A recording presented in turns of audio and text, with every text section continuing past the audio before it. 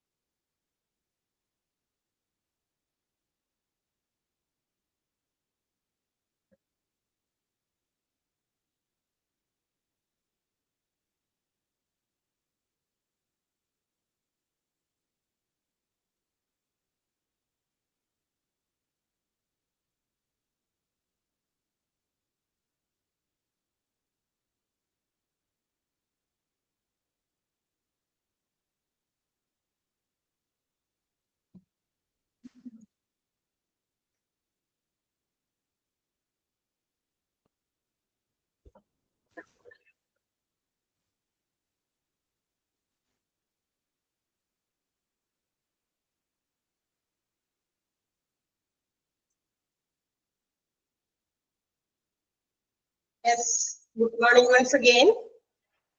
Ready ആയോ എല്ലാവരും? Yes, ma'am. Ready ആണ്. Yes, ma'am. Yes.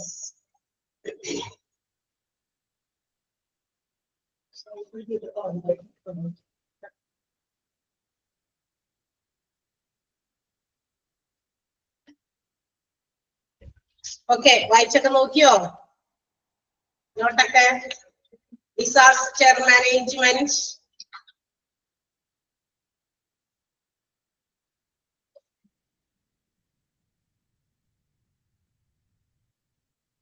യെസ്, നമ്മളെവിടെ വരെ എടുത്തു? ഓർമ്മയുണ്ടോ? General consideration. എവിടെ വരെ എടുത്തു? General consideration ന്റെ 4th paragraph, ma'am. General considerations ആണ് നമ്മൾ എടുത്തുകൊണ്ടിരുന്നത്. കഴിഞ്ഞ ക്ലാസ്സിൽ ലാസ്റ്റ് ആയിട്ട് എടുത്ത് നിർത്തിയത് അവിടെയാണ്. അതായത് പ്രധാനമായിട്ടും നമ്മൾ എടുക്കുന്ന ചില കൺസിഡറേഷൻസ്, ചില കരുതലുകൾ, അതായത് ഡിസാസ്റ്റർ ഒക്കെ ഒക്കർ ചെയ്യുന്നതിന് മുൻപ് എടുക്കേണ്ട ചില കാര്യങ്ങളാണ്. നമ്മൾ എന്തായാലും എപ്പോഴും അലേർട്ടായിട്ട് ഇരിക്കണം എന്നാണ്. അതായത് ഏത് ഡിസാസ്റ്ററിനെയും, ഹോസ്പിറ്റൽസ് പ്രത്യേകിച്ചും അല്ലെ, നമ്മൾ മാത്രമല്ല, ഹോസ്പിറ്റൽസിന് ഒത്തിരി അതിനകത്ത് റോളുണ്ട്. അതുകൊണ്ട് തന്നെ they should be prepared for any kind of disasters may occur അല്ലെ, ഏതെങ്കിലും തരത്തിലുള്ള ഡിസാസ്റ്ററുകൾ ഉണ്ടാകും എന്നുള്ള ഒരു നമ്മൾ നേരത്തെ കൂട്ടി ഫോർസീ ചെയ്യുക, അത് നമ്മൾ എക്സ്പെക്ട് ചെയ്തിരിക്കുക എന്നുള്ളതാണ്. അപ്പൊ അതിന് എന്താ പറയാ, പ്രധാനമായിട്ട് നമ്മൾ എടുക്കേണ്ട കരുതലുകളൊക്കെയാണ് നമ്മൾ പറഞ്ഞ് ഒത്തിരി കാര്യങ്ങൾ നമ്മൾ പറഞ്ഞു. ഈ പാരഗ്രാഫ് ഒക്കെ ഒരു കുഞ്ഞു പാരഗ്രാഫാണ്. അതിനകത്ത് പ്രത്യേകിച്ച് എന്താ പറയാനുള്ളതെന്നൊക്കെ നിങ്ങൾ തന്നെ വായിച്ചു നോക്കിയിട്ടുണ്ടായിരിക്കും. അതിന് നമ്മളുടെ പ്രൊഫഷണൽ ആയിട്ടുള്ള ആളുകൾ ഹോസ്പിറ്റൽസിലും നമ്മൾ കുറച്ച് ആളുകളുടെ പേരുകളൊക്കെ എടുത്തു പറഞ്ഞിട്ടുണ്ട്. അവരൊക്കെ എപ്പോഴും ഹോസ്പിറ്റലിൽ ഇത്തരം ആളുകൾ, അതായത് medical superintendent, casualty medical officer, പിന്നെ റെസിഡന്റ് ഫിസിഷ്യൻ ആരാണ്, surgeon, switch board operators, means telephone operate ചെയ്യുന്ന ആളുകൾ, അതായത് കമ്മ്യൂണിക്കേഷൻ, അതായത് ഒരാൾ ഒരു ഡിപ്പാർട്ട്മെന്റിൽ എന്തെങ്കിലും അറിഞ്ഞെങ്കിൽ അത് മറ്റുള്ളവടത്തേക്ക് എത്തിക്കേണ്ട ഒരു റെസ്പോൺസിബിലിറ്റി ആണ്. They should be present at the hospital at the time of this alert sound. അങ്ങനെയുള്ള എന്തെങ്കിലും അലേർട്ട് സൗണ്ടുകളൊക്കെ ഉണ്ടാകുന്ന സമയത്ത് ഇവരെല്ലാം തന്നെ അവിടെ ഹോസ്പിറ്റൽസിനകത്ത് ഉണ്ടായിരിക്കും. തീർച്ചയായിട്ടും ഒരു ഹോസ്പിറ്റൽ എന്ന് പറയുന്നത് 24 hours വർക്കിംഗ് ആണ്. അപ്പൊ അവിടെ ഷിഫ്റ്റ് ആയിട്ട് ഇങ്ങനെ ഓരോ വിഭാഗത്തിലും ആളുകൾ ഇങ്ങനെ വർക്ക് ചെയ്തുകൊണ്ടേയിരിക്കും അല്ലെ. അപ്പൊ അങ്ങനെ തീർച്ചയായിട്ടും ഇവരെല്ലാം തന്നെ അവിടെ പ്രസന്റ് ആയിരിക്കണം ആ ഒരു സമയത്ത്. And also they have to inform all these. അതായത് മാത്രമല്ല, ഇവർക്ക് കിട്ടിയിരിക്കുന്ന ആ ഒരു അലേർട്ട് സൗണ്ട് തീർച്ചയായിട്ടും മറ്റുള്ളവരിലേക്കും കൂടി നോട്ടിഫൈ ചെയ്യുന്ന രീതിയിലായിരിക്കണം. ബ്ലഡ് ബാങ്ക്, ലബോറട്ടറിയിൽ, റേഡിയോളജി ഡിപ്പാർട്ട്മെന്റ്, മെഡിക്കൽ സ്റ്റോറിലേക്ക്, അങ്ങനെ ഓപ്പറേഷൻ തിയേറ്റേഴ്സ്, എവിടെയൊക്കെയാണോ ഈ പറയുന്ന ഡിസാസ്റ്റേഴ്സിന്റെ എന്താ പറയാ ഒരു കാര്യങ്ങൾ മാനേജ് ചെയ്യേണ്ടി വരിക, അവിടേക്കൊക്കെ ഇവര് നോട്ടിഫിക്കേഷൻസ് പ്രൊവൈഡ് ചെയ്യുകയും വേണം എന്നുള്ളതൊക്കെയാണ് നമ്മൾ പറഞ്ഞു നിർത്തിയത്. സൗണ്ട് ചെയ്തിട്ടുണ്ട്. Okay, yes. ഇനി അടുത്തത് നമ്മള് എന്താ പറയാ ഇപ്പൊ medical superintendent or member of medical staff നമ്മുടെ സ്റ്റാഫ് ഹോസ്പിറ്റൽസിന്റെ മെഡിക്കൽ സ്റ്റാഫിന്റെ മെമ്പർ നോമിനേറ്റ് ചെയ്യപ്പെട്ടിരിക്കുന്ന മെഡിക്കൽ സൂപ്രണ്ടന്റ് ഒക്കെ will be responsible for determining the priority and also priority of treatment and also evacuation of these patients. കൊണ്ടുവരുന്ന പേഷ്യൻസിന്റെ ട്രീറ്റ്മെന്റിന്റെ രീതികൾ എങ്ങനെയൊക്കെ ആയിരിക്കണമെന്നും അല്ലെങ്കിൽ ഇവരെയൊക്കെ എങ്ങോട്ടേക്കൊക്കെ മാറ്റണം അല്ലെ, എവിടേക്കൊക്കെയാണ് ഇവരെയൊക്കെ മാറ്റേണ്ടത് എന്നുള്ള കാര്യങ്ങളൊക്കെ വളരെ വ്യക്തമായിട്ട് ഇവര് കാര്യങ്ങൾ ചെയ്തോളണം. കാരണം അവരാണ് അതൊക്കെ തീരുമാനിക്കാനുള്ള റെസ്പോൺസിബിലിറ്റി ഉള്ളവര്. ആൻഡ് ഓൾസോ ട്രയേജിന്റെ ആ ഒരു ഇമ്പോർട്ടൻസ് റിയലൈസ് ചെയ്ത് വേണം ദിസ് ക്യാൻ ബി ഡൺ. ഈ കാര്യങ്ങളൊക്കെ ചെയ്യേണ്ടത് ആർക്കാണ് പ്രയോറിറ്റി കൊടുക്കേണ്ടത്, ട്രീറ്റ്മെന്റിന്റെ കാര്യത്തിൽ ആർക്ക് പ്രയോറിറ്റി കൊടുക്കണം എന്നുള്ള കാര്യങ്ങളൊക്കെ ഡിസൈഡ് ചെയ്തിട്ടാണ് ഇത്തരം കാര്യങ്ങളൊക്കെ ട്രീറ്റ്മെന്റ് പ്രൊവൈഡ് ചെയ്യുന്നതും ഇവാക്യുവേറ്റ് ചെയ്യുന്നതും പേഷ്യൻസിന്. And the nursing superintendent also is responsible for allocating nursing staff, paramedical staff. ഇനി മാത്രമല്ല നഴ്സിംഗ് സ്റ്റാഫിനെ അറേഞ്ച് ചെയ്യേണ്ടത് ഇത്തരം, കാരണം ഓൾറെഡി ഒരു ഹോസ്പിറ്റലില് എല്ലാ രീതിയിലുള്ള അതായത് ആസ് യൂഷ്വൽ അവിടെ നടക്കുന്ന കാര്യങ്ങളൊക്കെ അങ്ങനെ നടന്നുകൊണ്ടിരിക്കും. അതിനിടയ്ക്കാണ് ഇത്തരം കാഷ്വാലിറ്റി സർവീസസ് അവൈലബിൾ ആയിട്ട് വരുന്നത്. അതായത് ഇത്തരം അത്യാഹിത ഘട്ടം, അതായത് ഈ ഡിസാസ്റ്റർ കൊണ്ടുണ്ടാകുന്ന അതിന്റെ പ്രത്യാഘാതം കൊണ്ടുണ്ടാകുന്ന ആ ഒരു തള്ളല്, അതായത് എന്താ പറയാ ഒത്തിരി ആളുകൾ ഇങ്ങനെ കൂട്ടമായിട്ട് കൊണ്ടുവരുന്നതൊക്കെ അതൊരു നമ്മൾ എക്സ്പെക്ട് ചെയ്യാതെ ഇരുന്ന് കഴിഞ്ഞാൽ അത്തരം സിറ്റുവേഷൻസ് നമുക്ക് ചിലപ്പോൾ മാനേജ് ചെയ്യാൻ പറ്റിയെന്ന് വരില്ല. അതുകൊണ്ട് മെഡിക്കൽ സൂപ്രണ്ടന്റ് നഴ്സിംഗ് വിഭാഗത്തിൽ നിന്നും പാരാമെഡിക്കൽ വിഭാഗത്തിൽ നിന്നും ഒക്കെ നഴ്സസിനെയൊക്കെ പെട്ടെന്ന് അവിടെ അറേഞ്ച് ചെയ്യാനും അലോക്കേറ്റ് ചെയ്യാനും തയ്യാറായിരിക്കണം. എന്നാൽ മാത്രമേ കാര്യങ്ങൾ നമുക്കുള്ളൂ. വെറുതെ കുറെ ഡോക്ടേഴ്സ് മാത്രം നിന്ന് എന്താ പറയാ ട്രീറ്റ്മെന്റ് കൊടുക്കാൻ സാധിക്കില്ല. ആൻഡ് ഓൾസോ അവർക്ക് വേണ്ട അത്രയും തന്നെ നമ്പർ ഓഫ് നഴ്സസിനെയോ പാരാമെഡിക്കൽ നഴ്സസിനെയോ ഒക്കെ എന്ത് ചെയ്യേണ്ടി വരും, അവിടെ പ്രൊവൈഡ് ചെയ്യേണ്ടി വരും അല്ലെ. ഒരാളെ കൊണ്ട് ഒറ്റയ്ക്ക് പറ്റുമോ ഹോസ്പിറ്റൽസിലെ കാര്യങ്ങൾ ചെയ്യാൻ പറ്റില്ല. സോ അതൊക്കെ ചെയ്യാനായിട്ട് മെഡിക്കൽ നഴ്സിംഗ് സൂപ്രണ്ടന്റും റെസ്പോൺസിബിൾ ആയിരിക്കണം.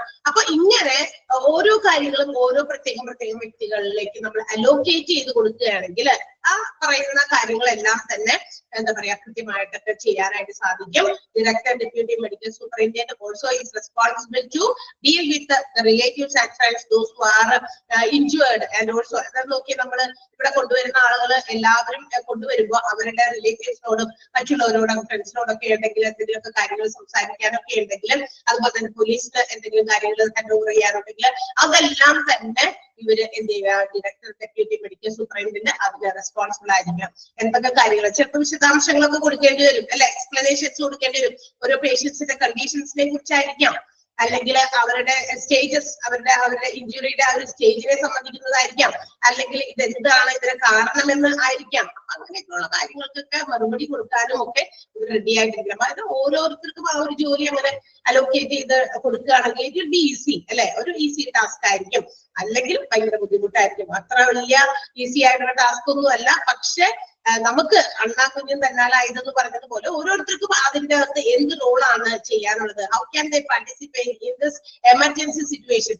അത്തരം അത്യാഹിത ഒരു സിറ്റുവേഷൻസില് സാഹചര്യങ്ങളിൽ നമുക്ക് എങ്ങനെ അതിന് റെസ്പോണ്ട് ചെയ്യാൻ പറ്റും, എന്നെ കൊണ്ട് പറ്റുന്നത് അല്ലെ, അങ്ങനെ ചിന്തിക്കണം. അല്ലാതെ നമ്മളിങ്ങനെ മാറി നിന്ന് കഴിഞ്ഞു കഴിഞ്ഞാൽ ഇവിടെ എനിക്ക് അതിനകത്ത് ഒന്നും ചെയ്യാനില്ല, ബിക്കോസ് എനിക്കറിയില്ല എന്ന് പറഞ്ഞ് നമ്മൾ മാറിയുന്ന അങ്ങനെ നിൽക്കലേ ഉണ്ടാവുള്ളൂ. അപ്പൊ അങ്ങനെയുള്ള കാര്യങ്ങളൊക്കെ എന്തായാലും മാനേജബിൾ ആയിരിക്കണം. അത് ഹോസ്പിറ്റൽസിനകത്ത് അവരതിന് വേണ്ടിയിട്ട് അലേർട്ട് ആയിട്ട് റെഡി ആയിട്ട് അറ്റ് എനി ടൈം ഇങ്ങനെയുള്ള കാര്യങ്ങൾ ഫേസ് ചെയ്യേണ്ടി വരും എന്ന് പ്രതീക്ഷിച്ച് തന്നെ അവർ എന്താണ് പറയാ സെറ്റിൽ ആയിരിക്കണം ആ ഒരു രീതിക്ക്.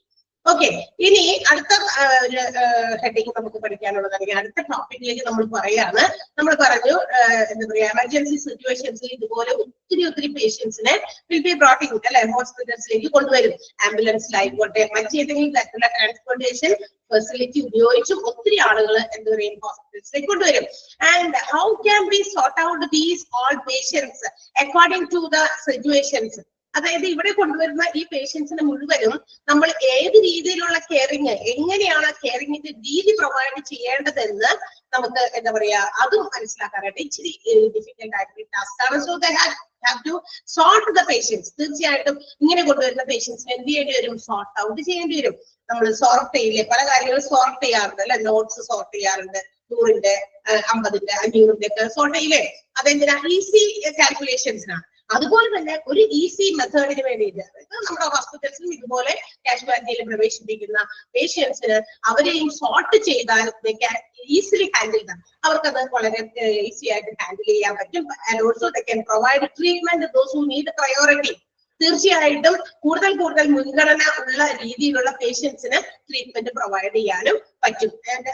അതിന് വേണ്ടിയിട്ട് എന്താ പറയാ, ഡിസാസ്റ്ററിനകത്ത് സോർട്ടിംഗ് എന്ന് പറയുന്നത്, കാഷ്വാലിറ്റിയിലെ സോർട്ടിംഗ് എന്ന് പറയുന്നത് വളരെ നെസസറി ആണ് എന്നുള്ളതാണ്. ഓക്കെ, അതാണ് അപ്പൊ നമ്മൾ പഠിക്കാൻ വേണ്ടി sorting out casualties in a disaster situation, the concept of triage.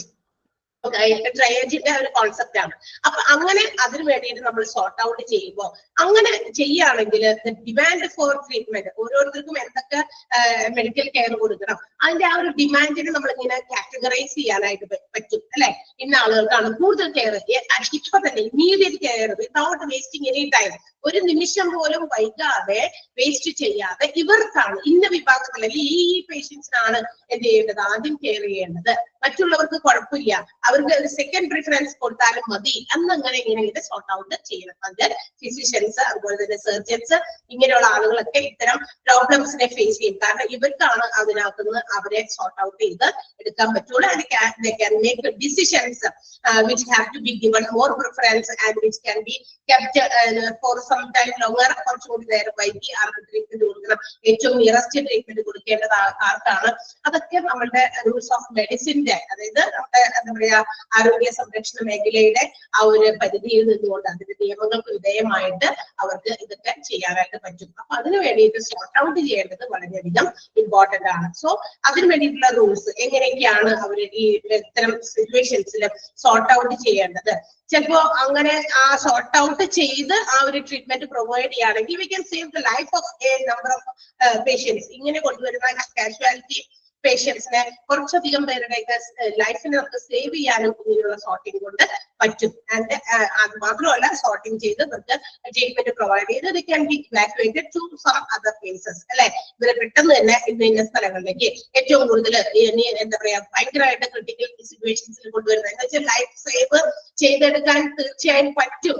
നമ്മളുടെ ഒരു നല്ലൊരു ഇമ്മീഡിയറ്റ് കെയർ അതുപോലെ പ്രോപ്പർ ട്രീറ്റ്മെന്റ് കൊടുക്കുകയാണെങ്കിൽ പറ്റും എന്നുള്ളവർക്ക് ആ ഒരു കാഷ്വാലിറ്റിയിൽ അവിടെ സോർട്ട് ചെയ്ത് അവർക്ക് വേണ്ട ഇമ്മീഡിയറ്റ് ട്രീറ്റ്മെന്റ് കൊടുത്തതിന് ശേഷം they have to be handed over or transferred to the necessary departments like ICU, emergency അങ്ങനെയുള്ള സ്ഥലങ്ങളിലേക്കൊക്കെ പെട്ടെന്നൊക്കെ മാറ്റാൻ പറ്റും അല്ലെ. അപ്പൊ ഇങ്ങനെയുള്ള ഡിസിഷൻസ് എടുക്കാനായിട്ട് സോർട്ടിങ്ങിലൂടെ മാത്രമേ പറ്റുള്ളൂ.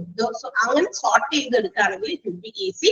അതുകൊണ്ട് ഫോർ ബെറ്റർ റിസൾട്ട്സ്, നമുക്ക് ഏറ്റവും കൂടുതൽ നല്ല റിസൾട്ട് ഏത് ഹോസ്പിറ്റൽസും അതുപോലെ അലർട്ട് ആയിട്ട് ഇരിക്കുകയാണെങ്കിൽ എന്ത് ചെയ്യാൻ പറ്റും, നല്ലൊരു ബെസ്റ്റ് ആയിട്ടുള്ള ഒരു റിസൾട്ട് അവർക്ക് അതിൽ നിന്നുണ്ടാക്കാൻ പറ്റും ബൈ പ്രൊവൈഡിങ് സർവീസസ്. ഇത്തരം ട്രയേജ് സർവീസസ് പ്രൊവൈഡ് ചെയ്തുകൊണ്ട് അവർക്ക് നല്ല റിസൾട്ട് എടുക്കാൻ പറ്റും. അപ്പൊ ഈ ട്രയേജ് എന്നുള്ളത് will be to sort out. ഈ ട്രയേജ് കൊടുക്കേണ്ടത് എങ്ങനെയാണ് എന്നത് മീറ്റ് ചെയ്യാൻ വേണ്ടിയിട്ട് അതിനെ ഒരു ഫ്രഞ്ച് വേർഡ് അതിൽ നിന്ന് തന്നെ ഉണ്ടായിരിക്കുന്നതാണ്, ടു സോർട്ട് ഔട്ട്. എങ്ങനെ നമുക്ക് തരംതിരിക്കാം, ഇങ്ങനെ കൊണ്ടുവരുന്ന കാഷ്വാലിറ്റി പേഷ്യൻസിനെ എങ്ങനെ തരംതിരിക്കാം. And service or treatment should be given to that like that sorting. ആ സോർട്ടിങ്ങിലൂടെ ആണ് എന്ത് ചെയ്യുന്നത്, ട്രയേജ് പ്രൊവൈഡ് ചെയ്യുന്നത്.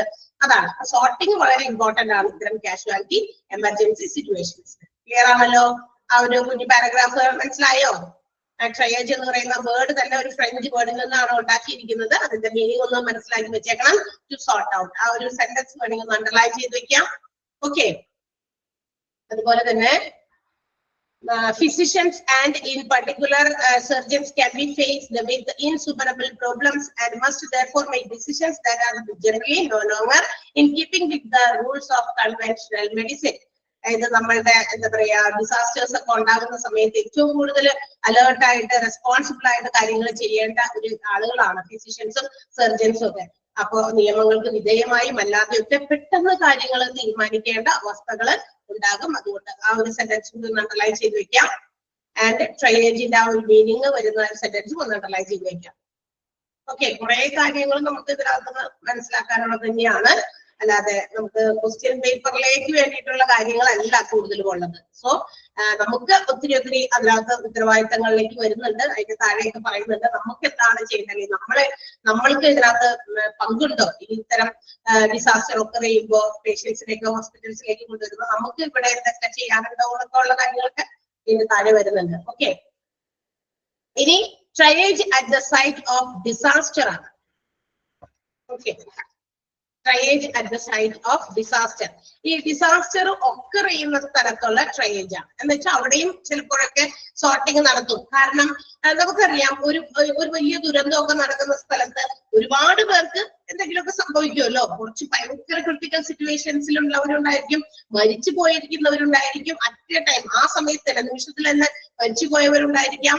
അതുപോലെ തന്നെ എന്താ പറയാ, കുറച്ച് എന്താ പറയാ വലിയ കുഴപ്പങ്ങളില്ലാത്തവരുണ്ടായിരിക്കും, നടന്നൊക്കെ പതുക്കെ എഴുന്നേറ്റ് പോകാൻ പറ്റുന്നവരുണ്ടായിരിക്കാം, അല്ലെങ്കിൽ ഇതിന് രണ്ടിനും ഇടയിലായിട്ടുള്ള ആളുകളും ഒക്കെ ഉണ്ടായിരിക്കാം. അപ്പൊ ഇങ്ങനെയൊക്കെ ഉണ്ടെങ്കിൽ അവിടെ നിന്ന് തുടങ്ങേണ്ടി വരും നമ്മൾ ട്രയേജ് എന്ന് പറയുന്ന ആ ഡിസാസ്റ്ററിന്റെ ആ ഒരു സൈറ്റിൽ തന്നെ നമ്മൾ ട്രയേജ് നടത്തേണ്ടി വരും. സോർട്ടിംഗ് ഒക്കെ അവിടെ നിന്ന് തുടങ്ങി നടത്തേണ്ടി വരും. കാരണം ഇതിൽ നിന്ന് എല്ലാവരും ഈ ഡിസാസ്റ്ററിൽ പെട്ട ആൾക്കാർ എല്ലാം കൂടി തൂത്തുവാരി ആ ഒറ്റയടിക്ക് കൊണ്ടുപോകുന്നതിനേക്കാൾ കുറച്ചും കൂടി ഭേദം എന്തായിരിക്കാം, ഏറ്റവും കൂടുതൽ അവിടെ ഏറ്റവും ക്രിട്ടിക്കൽ സിറ്റുവേഷൻസിൽ ആരാണ്, ഈ മരിച്ചു പോയവരുണ്ടോ, അങ്ങനെ ഉണ്ടെങ്കിൽ അവരെ അങ്ങനെയൊക്കെ മനസ്സിലാക്കി കഴിഞ്ഞാൽ, അങ്ങനെ നമുക്കൊരു സോർട്ട് ഔട്ടിങ് ചെയ്യാൻ പറ്റിക്കഴിഞ്ഞാൽ അവിടെയും നമുക്ക് a number of lives save ചെയ്യാൻ പറ്റും എന്നതാണ് കേട്ടോ. അപ്പൊ triage at the site of disaster, ഡിസാസ്റ്ററിന്റെ സമയത്ത് അല്ലെങ്കിൽ ആ ഒരു സൈറ്റിലുള്ള ട്രയേജ് ആണ് നമ്മൾ ഇനി അടുത്തത് പഠിക്കാൻ പോകുന്നത്.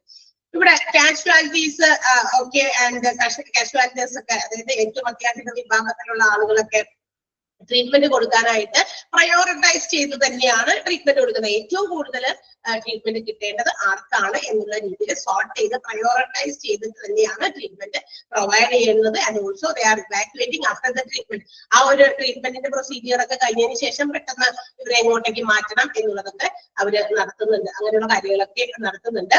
അതൊക്കെ പണ്ട് തുടങ്ങിയേ ഉള്ളത് തന്നെയാണ് അത്തരം പ്രൊസീജിയേഴ്സ് ഒക്കെ നടത്തുന്നത്.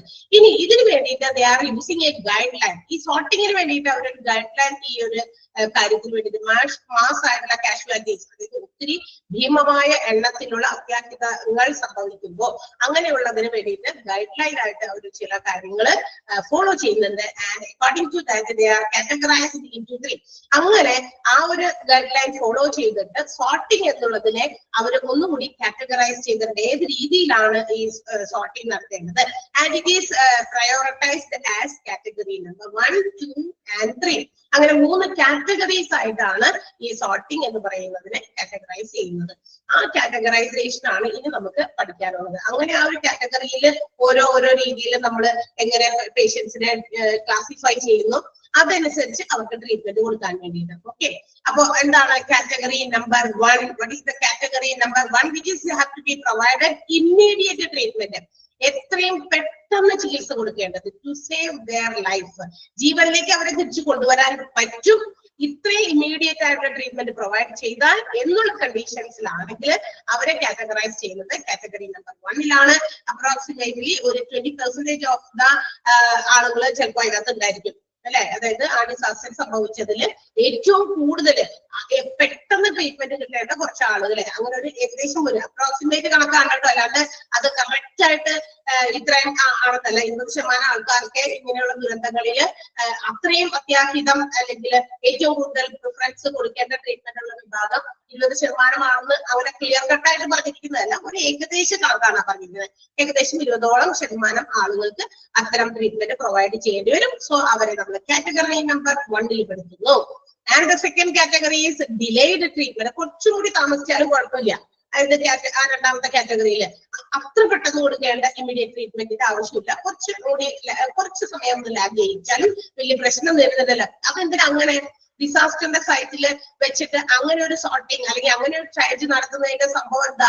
ബിക്കോസ് ഇങ്ങനെയുള്ളവർ ആ 20%-ന് നമുക്ക് കൂടുതൽ ഇമ്പോർട്ടൻസ് കൊടുത്ത് അവർ എത്രയും പെട്ടെന്ന് ഷിഫ്റ്റ് ടു ദ ഹോസ്പിറ്റൽസ് അല്ലെ, നിയറസ്റ്റ് ഹോസ്പിറ്റലിലേക്ക് പെട്ടെന്ന് കൊണ്ടുപോകാൻ വേണ്ടിയിട്ടാണ് അങ്ങനെ ചെയ്യുന്നത്. ഓക്കെ, അപ്പൊ അതുകൊണ്ട് കാറ്റഗറി നമ്പർ 1ലാണ് ഏറ്റവും ആദ്യം ട്രീറ്റ്മെന്റ് കിട്ടേണ്ട ആളുകളെ പെടുത്തിരിക്കുന്നത്. കുറച്ചുകൂടി കാലതാമസം വന്നാലും നത്തിങ് വിൽ ഹാപ്പൻ, അതാണ് ഒന്നും സംഭവിക്കാൻ പോകുന്നില്ല. കാരണം അവരുടെ ലൈഫ് റിസ്ക് ചെയ്തുകൊണ്ടുള്ള ഇഞ്ചുറീസ് അവർക്ക് വന്നിട്ടില്ല. അതുകൊണ്ടാണ് അങ്ങനെ അവരെ കാറ്റഗറൈസ് ചെയ്ത് കാറ്റഗറി നമ്പർ 2ൽ പെടുത്തിരിക്കുന്നത്. And it will be approximately 40% of the total population those who are എന്താ പറയുക damage due to the disaster. ഇങ്ങനെയുള്ള ഡാമേജുകൾക്ക് വിധേയമായ ഡിസാസ്റ്റർ കൊണ്ടുണ്ടാകുന്ന ഡാമേജുകൾക്ക് വിധേയരായിട്ടുള്ളവരെ ഉള്ള പോപ്പുലേഷന്റെ ഒരു 40% ഈ വിഭാഗത്തിൽ വരെ. അപ്രോക്സിമേറ്റ് കണക്ക് തന്നെയാണ് വീണ്ടും പറയുന്നത്. And last category third category minimal treatment ആണ്. എന്ന് വെച്ചാൽ വളരെ കുറച്ച് ട്രീറ്റ്മെന്റ് കൊടുത്താൽ മതി. അതും അപ്രോക്സിമേറ്റ്ലി 40% തന്നെയാണ്. പ്രയോറിറ്റി നമ്പർ 3 ആണ് അവർക്ക് കിട്ടുക. മൂന്നാമത്തെ മുൻഗണന. ഫസ്റ്റ് മുൻഗണന ആർക്കാണ്? കാറ്റഗറി നമ്പർ 1-നാണ്. സെക്കൻഡ് കാറ്റഗറിക്കാർക്ക്, തേർഡ് കാറ്റഗറി. ഇനി അത് കുറച്ചുകൂടി എക്സ്പ്ലനേഷൻസ് ആയിട്ട് കൊടുത്തിട്ടുണ്ട്. അപ്പൊ അത് തന്നെ ഈ സാധനം കുറച്ച് എക്സ്പ്ലെയിൻ ചെയ്താണ് ഓരോ പാരഗ്രാഫിലും പറഞ്ഞേക്കണേ. കാറ്റഗറി നമ്പർ 1, 2, 3 ഒക്കെ. ഓക്കെ, അപ്പൊ എന്താ നോക്കാം. നമ്മളുടെ പ്രീവിയസ്, അതായത് ഇതൊക്കെ എങ്ങനെ ഇവർക്ക് ഇങ്ങനെ ഒരു കണക്കുകൾ കിട്ടുന്നത് നമ്മൾ വിചാരിക്കും അല്ലെ. ഇങ്ങനെ ദുരന്തം വരുമ്പോൾ ഞങ്ങൾ 20% ഉള്ള ആളുകളെ അവരുടെ ലൈഫ് എന്താ പറയാ ഭയങ്കര ക്രിട്ടിക്കൽ സ്റ്റേജിലേക്ക് കൊണ്ടുപോകും. ആ ഒരു ഡിസാസ്റ്റർ കൊണ്ട് 20% ആളുകൾക്ക് ഇത്ര വലിയ ഒരു എന്താ പറയാ ഇഞ്ചുറി സംഭവിക്കും. അവർക്ക് ഇമ്മീഡിയറ്റ് ട്രീറ്റ്മെന്റ് ചിലപ്പോൾ കൊടുത്തില്ലെങ്കിൽ മരിച്ചു പോയേക്കാം. എന്നാൽ ഇമ്മീഡിയറ്റ് ട്രീറ്റ്മെന്റ് കൊടുത്താൽ അല്ലെ അവരെ ജോലി കൊണ്ടുവരാൻ പറ്റുമെന്ന് അങ്ങനെ എവിടെയെങ്കിലും എഴുതി വെച്ചിട്ടുണ്ടോ? തീർച്ചയായിട്ടും എഴുതിയൊന്നും വെച്ചിട്ടില്ല. പക്ഷെ according to the previous experience അതാണ് അല്ലെ. നമ്മൾ സ്റ്റാറ്റിസ്റ്റിക്കൽ കണക്കുകളൊക്കെ എടുക്കും. ഓരോ സ്ഥലത്തും ഏതെങ്കിലും തരത്തിലുള്ള ദുരന്തങ്ങൾക്ക് കഴിയുന്ന സമയത്ത് അവിടെയൊക്കെ പോയിട്ട് ആളുകൾ അതിനെ കുറിച്ച് പഠിക്കുന്നവര് സ്റ്റാറ്റിസ്റ്റിക്കൽ ഡാറ്റാസ് കളക്ട് ചെയ്യാൻ വേണ്ടിയിട്ടൊക്കെ പോകും. തീർച്ചയായിട്ടും ഞങ്ങളുടെ ഇവിടെയൊക്കെ വന്നിരുന്നു. ഞാൻ പറഞ്ഞില്ലേ ഫ്ലഡിന്റെ കാര്യം പറഞ്ഞപ്പോ, ഫ്ലഡൊക്കെ കഴിഞ്ഞ് ഒരു 2-3 ദിവസമൊക്കെ നമ്മള് കഴിഞ്ഞ് കഴിഞ്ഞപ്പോ വെള്ളമൊക്കെ നന്നായിട്ട് ഇറങ്ങിപ്പോയി കഴിഞ്ഞപ്പോ മുട്ടം മടിയാണ് നമുക്ക് കിട്ടിയത് അല്ലെ. ഇഷ്ടംപോലെ വർക്ക് ഉണ്ടായിരുന്നു. ഇതൊക്കെ തേച്ചൊരിച്ച് നമുക്കറിയാം, നമ്മളൊക്കെ ഒരു ദിവസമൊക്കെ മാറി നമ്മുടെ വീട്ടിലൊക്കെ എത്ര പൊടി ഉണ്ടായിരിക്കും. ഇതൊരു വെള്ളപ്പൊക്കമൊക്കെ വന്ന് എന്തൊക്കെയോ സാധനങ്ങളൊക്കെ കൊണ്ടുപോയി. കുറെ വേണ്ടാത്ത നമുക്ക് വേണ്ടാത്ത സാധനമൊക്കെ നമുക്ക് ഇവിടെ കൊണ്ടുവന്നിട്ടാ പോയത്. നമുക്ക് വേണ്ടാത്തതിലേക്ക് നശിപ്പിച്ചു. അതുപോലെ നമുക്ക് വേണ്ടാതെ നമ്മൾ അവരുടെ വലിച്ചെറിയ സാധനത്തെയൊക്കെ നമുക്ക് തിരിച്ചു കൊണ്ടുവന്നു. പ്ലാസ്റ്റിക് കുപ്പികളാവാം, അങ്ങനെ ഒത്തിരി വേസ്റ്റും മറ്റു കാര്യങ്ങളൊക്കെ. ഇതൊക്കെ ക്ലീൻ ചെയ്യാനായിട്ട് ഒത്തിരി സമയമെടുത്തു. ആ സമയത്ത് നമ്മളിവിടെ ക്ലീൻ ചെയ്യുന്ന സമയത്തൊക്കെ ഒത്തിരി വിദ്യാർത്ഥികളൊക്കെ പലപ്പോഴും സ്ഥലങ്ങളിൽ നിന്നൊക്കെ കുട്ടികളൊക്കെ വന്നിരുന്നു. ഡാറ്റാസ് കളക്ട് ചെയ്യാൻ ഇവിടെ വരെ വെള്ളം വന്നു. നമ്മളോട് അവരത് ചോദിച്ച് അവരെ രേഖപ്പെടുത്തി അവരവരുടെ ബുക്കുകളിലേക്ക് എഴുതി. അതൊക്കെ ഡാറ്റ കളക്ഷൻസ് എന്തിനു വേണ്ടിയിട്ടാ? അത് ഫ്യൂച്ചറിലേക്കുള്ള പഠനങ്ങൾക്ക് വിധേയമാക്കാനാണ് അല്ലെ. അപ്പൊ ഇത്തരം കാര്യങ്ങളൊക്കെ ഇനി ഹിസ്റ്റോറിക്കൽ സ്ഥലത്ത് ഇടം പിടിക്കേണ്ട കാര്യങ്ങളാണ്. അപ്പൊ അതുകൊണ്ട് അതിനു വേണ്ടിയിട്ടും അതുപോലെ തന്നെ ഇത്തരം ഡിസാസ്റ്റേഴ്സ് ഒക്കെ ചെയ്തപ്പോ അവിടെ അത്രയും ആളുകൾക്ക് എന്തൊക്കെയാണ് സംഭവിച്ചത്, എത്ര ആളുകളുടെ ജീവൻ അപഹരിച്ചു അത് ആ ഒരു ഡിസാസ്റ്റർ അല്ലെ, എത്ര ആളുകൾക്ക് എന്തെങ്കിലും കൂടുതൽ രീതിയിലുള്ള ലൈഫ് മാത്രം തിരിച്ചുകൊണ്ടുള്ളൂ, ബാക്കിയുള്ള കാര്യങ്ങളിൽ എന്തൊക്കെ സംഭവിച്ചു. അപ്പൊ അങ്ങനത്തെ ഡാറ്റാസ് ഒക്കെ കളക്ട് ചെയ്ത് വെച്ചതിന്റെ അടിസ്ഥാനത്തിൽ ആ ഒരു എക്സ്പീരിയൻസിലാണ് ഇങ്ങനെ 20% ഓഫ് ദ പീപ്പിൾ അങ്ങനെയുള്ളവർക്ക് ഇത്തരം എന്താ പറയാ കാഷ്വാലിറ്റി ട്രീറ്റ്മെന്റ് അത്യാവശ്യമായിട്ട് അവർ കൊടുക്കേണ്ടത് immediate life saving treatment provide ചെയ്യണം എന്ന് വിചാരിച്ച് ഒന്നാമത്തെ കാറ്റഗറിയിൽ പെടുത്തിയിരിക്കുന്നതാണ് നമ്മൾ ഈ പറഞ്ഞു വരുന്നത്. മനസ്സിലാകുന്നുണ്ടോ പറയുന്നത്? ഓക്കെ. അപ്പൊ എന്തുകൊണ്ട് അങ്ങനെ ഒരു കാറ്റഗറി 1 എന്ന് പറയുന്നത് വന്നു? അത് നേരത്തെയുള്ള കണക്കെടുപ്പുകളിൽ നിന്നാണ് അങ്ങനെ അവർക്ക് മനസ്സിലാക്കിയിരിക്കുന്നത്. ഒരുപാട് ദുരന്തങ്ങൾ ഫേസ് ചെയ്യേണ്ടി വരുന്ന നമ്മുടെ ഇന്ത്യയിൽ തന്നെ ഒരുപാട് സ്ഥലങ്ങളിൽ അങ്ങനത്തെ ദുരന്തങ്ങൾ വന്നിട്ടുണ്ട്. നമ്മുടെ കേരളത്തിൽ നമ്മുടെ ചുറ്റുവട്ടത്ത് കാണുന്ന ചെറിയ ഡിസാസ്റ്റേഴ്സ് മാത്രമല്ല, വലിയ ദുരന്തങ്ങളും സംഭവിക്കുന്ന ഇടങ്ങളുണ്ട് അല്ലെ. ഇപ്പൊ നമ്മൾ വെള്ളപ്പൊക്കമൊക്കെ വലിയ കുഴപ്പമില്ലാതെ അങ്ങോട്ട് പോയി അല്ലെ. ആളുകളുടെ ജീവനെ വലിയധികം എന്താ പറയാ മോശമായ രീതിയിൽ അത് ബാധിച്ചില്ല. പക്ഷെ ഇത് ബാധിച്ചു എന്റെ സ്വന്തം നാട്ടില്. അത് ഞാൻ ഇപ്പൊ എടുത്ത് വെറുതെ ഒന്ന് ഓർത്തത് പറയുന്നത് മാത്രം. അതായത് നമ്മൾ ജനിച്ചു വളർന്ന സ്ഥലമുണ്ട്, നമ്മള് ഹസ്ബൻഡിന്റെ വീട്ടിലല്ലേ. അപ്പൊ അവിടെ എന്ന് പറഞ്ഞു കഴിഞ്ഞാൽ നമ്മളുടെ പറഞ്ഞപ്പോ ജസ്റ്റ് ഒന്ന് അവരെ സ്മരിച്ചുകൊണ്ടത് പറഞ്ഞത് മാത്രമാണ്. വീടിന്റെ അടുത്ത് ഞങ്ങളുടെ പള്ളി, ഇടവക പള്ളിയില് ഒത്തിരി ആളുകൾ പോയിട്ട് അവിടെ എന്ത് ചെയ്തത് പ്രാർത്ഥിച്ചത്. കുറെ ആളുകളോടൊക്കെ അവിടേക്ക് മാറാൻ പറഞ്ഞിട്ടും. അപ്പൊ പള്ളിയുടെ തൊട്ടടുത്ത് തന്നെ ഈ അച്ഛന്മാരൊക്കെ താമസിക്കുന്നതിന്റെ ഒരു മേട എന്ന് പറയും, പള്ളി മേട എന്ന് കേട്ടിട്ടുണ്ടോ എന്ന് എനിക്കറിയില്ല നിങ്ങള്. പള്ളി മേടയിലായിരുന്നു ഒത്തിരി ആളുകൾ. അതായത് ഒരു above 100 ആളുകളൊക്കെ അതിനകത്തുണ്ടായിരുന്നു. അതിന്റെ അപ്സ്റ്റേഴ്സ് എന്നൊക്കെ പറഞ്ഞു കഴിഞ്ഞാൽ പണ്ടത്തെ ഞങ്ങളൊക്കെ കാറ്റീസം പഠിക്കുന്ന കാലഘട്ടത്തിലുള്ളതാണ് കൂടി ഓർമ്മ. കുറച്ച് ഇയേഴ്സ് ബാക്ക് ആണ്. അത് ഒരു മരം കൊണ്ടാക്കിയ എന്താ പറയാ സ്റ്റെപ്സ് ആണ്, ചവിട്ടുപടി പുറത്തേക്ക് കയറി പോകാനുള്ളതൊക്കെ. അപ്പൊ അത്രയ്ക്കും പഴക്കം ചെന്ന ബിൽഡിങ്ങും ആണ്. ആ ഒരു സ്ഥലത്ത് ഈ വെള്ളപ്പൊക്കമൊക്കെ വെള്ളമൊക്കെ ഇങ്ങനെ കിടക്കുന്ന സമയത്ത് അപ്സ്റ്റേഴ്സിലേക്ക് ആളുകളെ മാറ്റി താഴ്ത്തുണ്ടായിരുന്നവർ കൂടി മുകളിലേക്ക് പോയി. അങ്ങനെ അവിടെ ചെന്ന് കുറച്ച് അവർക്ക് ഫുഡും ഇല്ല, മരുന്നില്ല, അങ്ങനെയൊന്നും ഇല്ലാതെ വന്നു കഴിഞ്ഞപ്പോ ഹെലികോപ്റ്റേഴ്സിൽ മരുന്നൊക്കെ ആയിട്ട് ഈ ബിൽഡിങ്ങിന്റെ ഒക്കെ പൊക്കത്തിലായിട്ട് വന്ന് ഹെലികോപ്റ്ററിനെ നമുക്കറിയാലോ അതിന്റെ ആ ഫാനിന്റെ ആ ഒരു കറക്കത്തിന്റെ ആ ഫോഴ്സും ആ ഒരു എന്താ പറയാ ശക്തിയൊക്കെ അതൊക്കെ വെച്ചിട്ട് ആളുകൾക്ക് മരുന്ന് കൊടുക്കാൻ വേണ്ടിയിട്ട് വന്നതാണ്. പക്ഷെ ആ ഒരു ബിൽഡിങ് ആ ഒരു സമയത്ത് എന്താ പറയാ, അപ്പൊ അവിടെ എന്തൊക്കെയോ ചെറിയ ചെറിയ ഇങ്ങനെ ക്രാക്കിംഗ് സൗണ്ട് ഒക്കെ കേട്ടപ്പോ ആളുകളെ കുറച്ച് പേരൊക്കെ വീണ്ടും വഞ്ചിയൊക്കെ കൊണ്ടുവന്നിട്ട് അതിലേക്ക് ഷിഫ്റ്റ് ചെയ്യാൻ നോക്കി, പള്ളിക്കകത്തോട്ട് വേറെ സ്ഥലത്തേക്ക് ഷിഫ്റ്റ് ചെയ്തുകൊണ്ടിരിക്കുന്ന സമയത്ത് പതുക്കെ പതുക്കെ ഈ സാധനം ഇടിഞ്ഞു, അതിന്റെ അടിയിലേക്ക് വീണ് കുറച്ച് ആളുകൾ വെള്ളത്തിൽ പോയി. 8 പേര് ആ സമയത്ത് മരിക്കുകയും ചെയ്തു. എന്ന് വെച്ച് കഴിഞ്ഞാൽ അവിടെ എന്ന് വെച്ചാൽ നമുക്ക് എടുക്കാൻ പറ്റില്ല, കാരണം അത്രയും വെള്ളം ഇങ്ങനെ പൊങ്ങി കിടക്കല്ലേ. ഒരു എന്താ പറയാ, ഒരു നില എന്ന് പറയുമ്പോൾ നമുക്കറിയാലോ ഏകദേശം എത്ര. അപ്പൊ അത്രയും പൊക്കത്തിൽ, ഒരു നില പൊക്കത്തില് വെള്ളത്തിന്റെ അടിയിൽ പെട്ട്, അതും ഈ ബിൽഡിംഗ് കൂടി ഇടിഞ്ഞു വീണിരിക്കുകയായി. അപ്പൊ അതുകൊണ്ട് അവരുടെ ലൈഫിൽ നമുക്ക് രക്ഷിക്കാനൊന്നും പറ്റിയില്ല എന്നുള്ളതാണ്. അപ്പൊ അതാണ് ഞാൻ അറിഞ്ഞ ആ ഒരു വെള്ളപ്പൊക്കം കൊണ്ടുണ്ടായ ഏറ്റവും വലിയൊരു എന്താ പറയാ മനുഷ്യഹാനി സംഭവിച്ച ഒരു ദുരന്തം എന്ന് പറയുന്നത്. അതല്ലാതെ ഞങ്ങളുടെ ഈ ഭാഗത്തൊന്നും അങ്ങനെ വെള്ളപ്പൊക്കം കൊണ്ട് ആളുകളുടെ ജീവന് വലിയ ബുദ്ധിമുട്ടൊന്നും ഉണ്ടായിരുന്നില്ല. ആളുകൾക്ക് കുറെ സാധനങ്ങൾ നഷ്ടപ്പെട്ടു, വീടൊക്കെ മോശമായി, അങ്ങനെയൊക്കെയുള്ള പ്രശ്നങ്ങളെ ഉണ്ടായിരുന്നുള്ളൂ. നമുക്കറിയാം, ഞാൻ കഴിഞ്ഞ ദിവസം വീണ്ടും പറഞ്ഞു, ഹെൽത്ത് ഈസ് വെൽത്ത് എന്നല്ലേ. ആരോഗ്യം ഉണ്ടെങ്കിൽ നമുക്കതൊക്കെ വെച്ചുപിടിക്കാൻ സാധിക്കും. സ്ഥലം എന്ന് പറയുന്നത് എറണാകുളം ജില്ലയിലാണ്. നമ്മൾ കേട്ടിട്ടുണ്ടോന്ന് അറിയില്ല, നോർത്ത് കുത്തിയതോട് എന്നാണ് എന്റെ സ്ഥലത്തിന്റെ പേര്. വേറൊരു കുത്തിയതോടുണ്ട് ചേർത്തല ആലപ്പുഴ സ്ഥലത്ത്, അത് അല്ല, ഇത് നോർത്ത് കുത്തിയതോടാണ്. ചിലപ്പോ കേട്ടിട്ടുണ്ടാവാൻ വഴിയില്ല. അങ്കമാലി കേട്ടിട്ടുണ്ടോ? അങ്കമാലി കേട്ടിട്ടുണ്ടോ? അങ്കമാലിയും കേട്ടിട്ടുണ്ടായിരിക്കും തീർച്ചയായിട്ടും. പിന്നെ കൂടി കുറച്ചും കൂടി എടുത്ത് പറയാൻ പറ്റുന്ന സ്ഥലം ചെങ്ങമനാട് എന്ന് കേട്ടിട്ടുണ്ടോ? അത്താണി എന്ന് കേട്ടിട്ടുണ്ടോ? നമ്മുടെ നെടുമ്പാശ്ശേരി അത്താണി, അതായത് എയർപോർട്ടുള്ള സ്ഥലം, അത് നമുക്കറിയാം. അങ്കമാലി കേട്ടിട്ടുണ്ട്. അപ്പൊ അത്താണി, പിന്നെയും ഇങ്ങോട്ട് തിരിച്ചു വന്ന നമുക്ക് ഇനി അതന്നെ കറുമുച്ചി, അങ്ങനെയൊക്കെ ഇങ്ങനെ പോരും. അങ്കമാലി എന്നൊക്കെ ഒരു അത്താണിയൊക്കെ കുറച്ച് കഴിഞ്ഞിട്ട് ചെങ്ങമനാട്, കുറുമശ്ശേരി എന്നൊക്കെ കേട്ടിട്ടുണ്ടെങ്കിൽ അറിയാൻ പറ്റുമായിരിക്കും, അതിലേക്ക് അറിയില്ല. പിന്നെ എനിക്ക് ഏറ്റവും അടുത്ത് പറയാനുള്ള സ്ഥലം നോർത്ത് പറവൂർ തന്നെയാണ്. അതിന് കുറച്ചുകൂടി അടുത്ത് കിടക്കുന്ന സ്ഥലം. അപ്പൊ അവിടെയായിരുന്നു.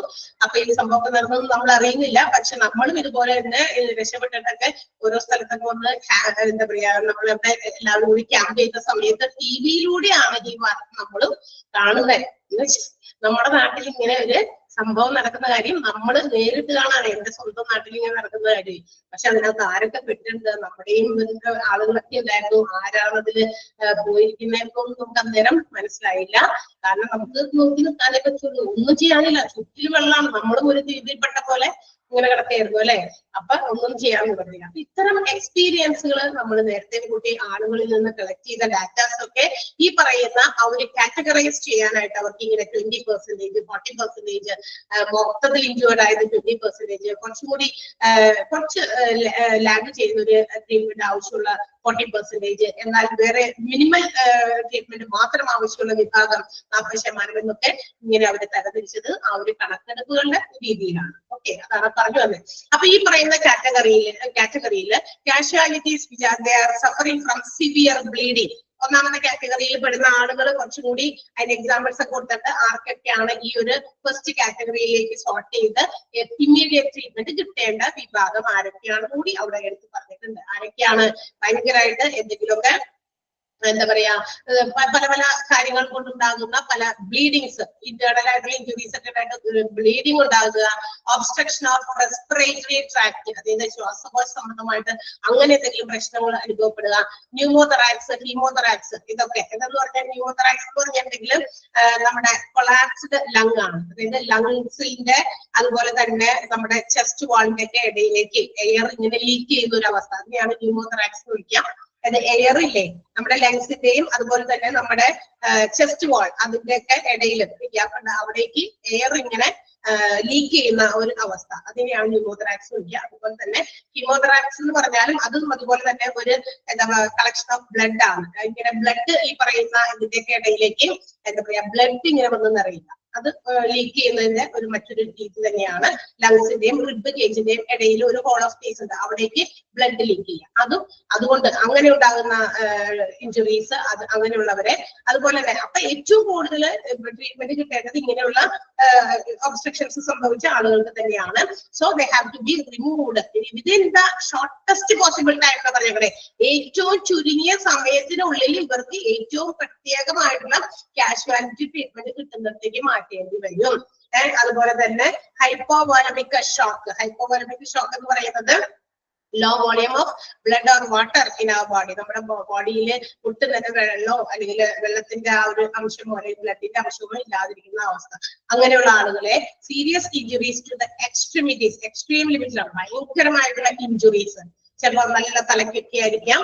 അതുപോലെ തന്നെ ഫേഷ്യൽ ബേൺസ്, മുഖത്തിനൊക്കെ ഭയങ്കരമായിട്ട് എന്തെങ്കിലും ബേൺ സംഭവിച്ചു, തീപിടുത്തത്തിന്റെ ഒക്കെ ആണെങ്കിലാണ് അങ്ങനെ വരിക കേട്ടോ. Burns to the upper respiratory tract, നമ്മളുടെ ശ്വാസകോശത്തിലേക്ക് അടുത്തേക്കൊക്കെ റെസ്പിറേറ്ററി സിസ്റ്റത്തിലേക്കൊക്കെ ആ തീയുടെ അല്ലെങ്കിൽ പൊള്ളലിന്റെ ഒക്കെ ചൂടുകളൊക്കെ ഏറ്റവും കഴിയുമ്പോൾ ഉണ്ടാവുന്ന അവസ്ഥ, അതൊക്കെ മരണത്തിലേക്ക് പോകാം അല്ലെ. അപ്പൊ അങ്ങനെ ഏറ്റവും കാഷ്വാലിറ്റി ട്രീറ്റ്മെന്റ് കിട്ടേണ്ട ക്രിട്ടിക്കൽ സ്റ്റേജസിലുള്ള ഈ പറയുന്ന കാര്യങ്ങൾക്കൊക്കെ സംഭവിക്കുന്ന ഇഞ്ചുറീസ് അല്ലെങ്കിൽ ഇത്തരം ഡിസ്ട്രക്ഷൻസ് ഒക്കെ ഉണ്ടെങ്കിൽ they will be categorized to the category number 1. അങ്ങനെയുള്ളവരെയാണ് എന്ത് ചെയ്യുക, കാറ്റഗറി നമ്പർ 1ലേക്ക് പെടുത്തുക. ഓക്കെ, അപ്പൊ നമ്മൾ ഒന്ന് അണ്ടർലൈൻ ചെയ്യേണ്ടത് ആ പറയുന്ന കാറ്റഗറി നമ്പർ 1ൽ ഇൻക്ലൂഡ് ചെയ്യുന്ന സാധനങ്ങളൊക്കെ ഒന്ന് വന്നില്ലേ, ആ ഹീമോതെറാക്സ്, ന്യൂമോതെറാക്സ് എന്ന് പറയുന്നത്, ഹൈപ്പോവലമിക് ഷോക്ക്, അതുപോലെ സീരിയസ് ഇഞ്ചുറീസ്, അതൊക്കെ ആ സെന്റൻസ് ഒന്ന് അണ്ടർലൈൻ ചെയ്തേക്കാം. ഫേസ് ബേൺസ്, ഓക്കെ, ഫേഷ്യൽ ബേൺസുകൾ, അതുപോലെ തന്നെ അപ്പർ റെസ്പിറേറ്ററി ട്രാക്റ്റിൽ ഉണ്ടാകുന്ന ബേൺസ്, ആ സെന്റൻസ് ആ കാറ്റഗറിയിൽ വരുന്ന എക്സാമ്പിൾസ് ഒക്കെ ചോദിക്കാം. കാറ്റഗറി നമ്പർ 1ൽ വരുന്നതിനുള്ള എക്സാമ്പിൾസ് ഏതൊക്കെയാണ്? അപ്പൊ ട്രയേജ് അതനുസരിച്ചിട്ടാണ് പ്രൊവൈഡ് ചെയ്യുന്നത്. ക്ലിയർ ആയോ ആ ഒരു പാരഗ്രാഫ് കാറ്റഗറി നമ്പർ 1ന്റെ? മനസ്സിലായോ? ഓക്കെ, ഒന്ന് വായിച്ചു നോക്കിക്കോ, വേണമെങ്കിൽ വേഗം ആ ഒരു പാരഗ്രാഫ് ഒന്ന് വേഗം വായിച്ചു നോക്കാം.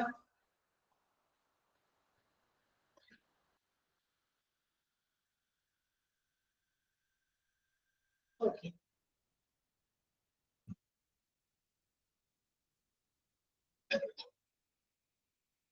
ന്യൂമോതെറാക്സും ഹീമോതെറാക്സും വേണമെങ്കിൽ ഒന്ന് അവിടെ ഒന്ന് നോട്ട് ചെയ്ത് വെച്ചോട്ടെ. ഞാൻ അവിടെ ഒന്ന് പറയാം. ടെക്സ്റ്റ് ബുക്കിന്റെ സൈഡിലോ തുമ്പത്തോ ഇടയിലോ എവിടെയെങ്കിലും സ്ഥലമുണ്ടെങ്കിൽ അന്ന് എഴുതി വെക്കാം. മാർജിന്റെ പക്കത്തിലൊക്കെ സ്ഥലം ഉണ്ടാകുമല്ലോ. ന്യൂമോതെറാക്സ് എന്നൊന്ന് എഴുതാം, എന്നിട്ട് ഇതൊരു ഹൈഫിലിട്ട് ഒന്ന് എഴുതിക്കോ. കൊളാപ്സ്ഡ് ലങ് എന്നൊന്ന് എഴുതിയേക്കാം.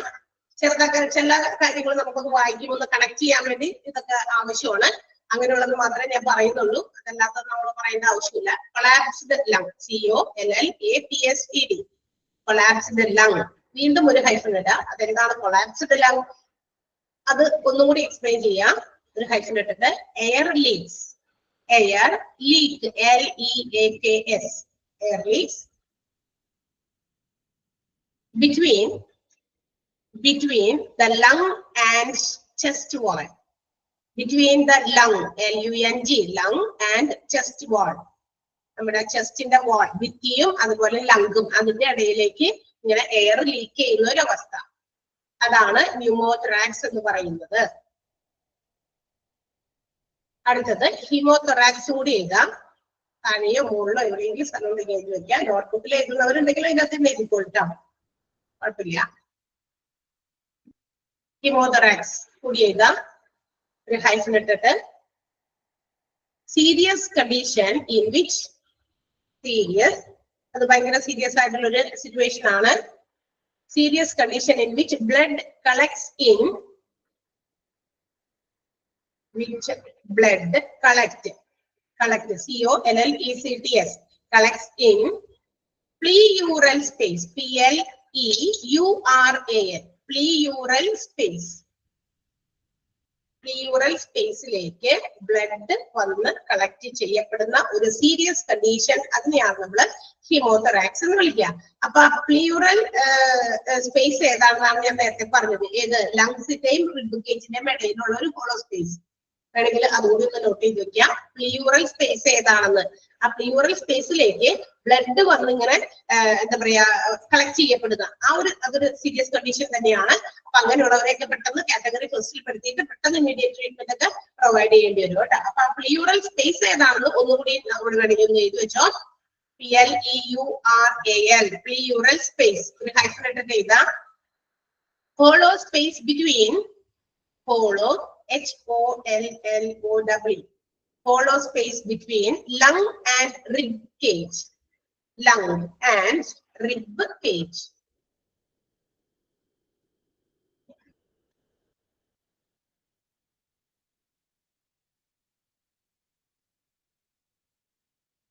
ഓക്കെ, അതുപോലെ തന്നെ ഹൈപ്പോവാലമിക്, അതുകൂടി ഒന്ന് എഴുതി വെച്ചേക്കാം. ഹൈപ്പോവാലമിക് ഷോക്ക്, HYPOVOLEMIC, ഹൈപ്പോവാലമിക് എന്നുള്ളത് ഒന്ന് എഴുതി വെച്ചേക്കാം.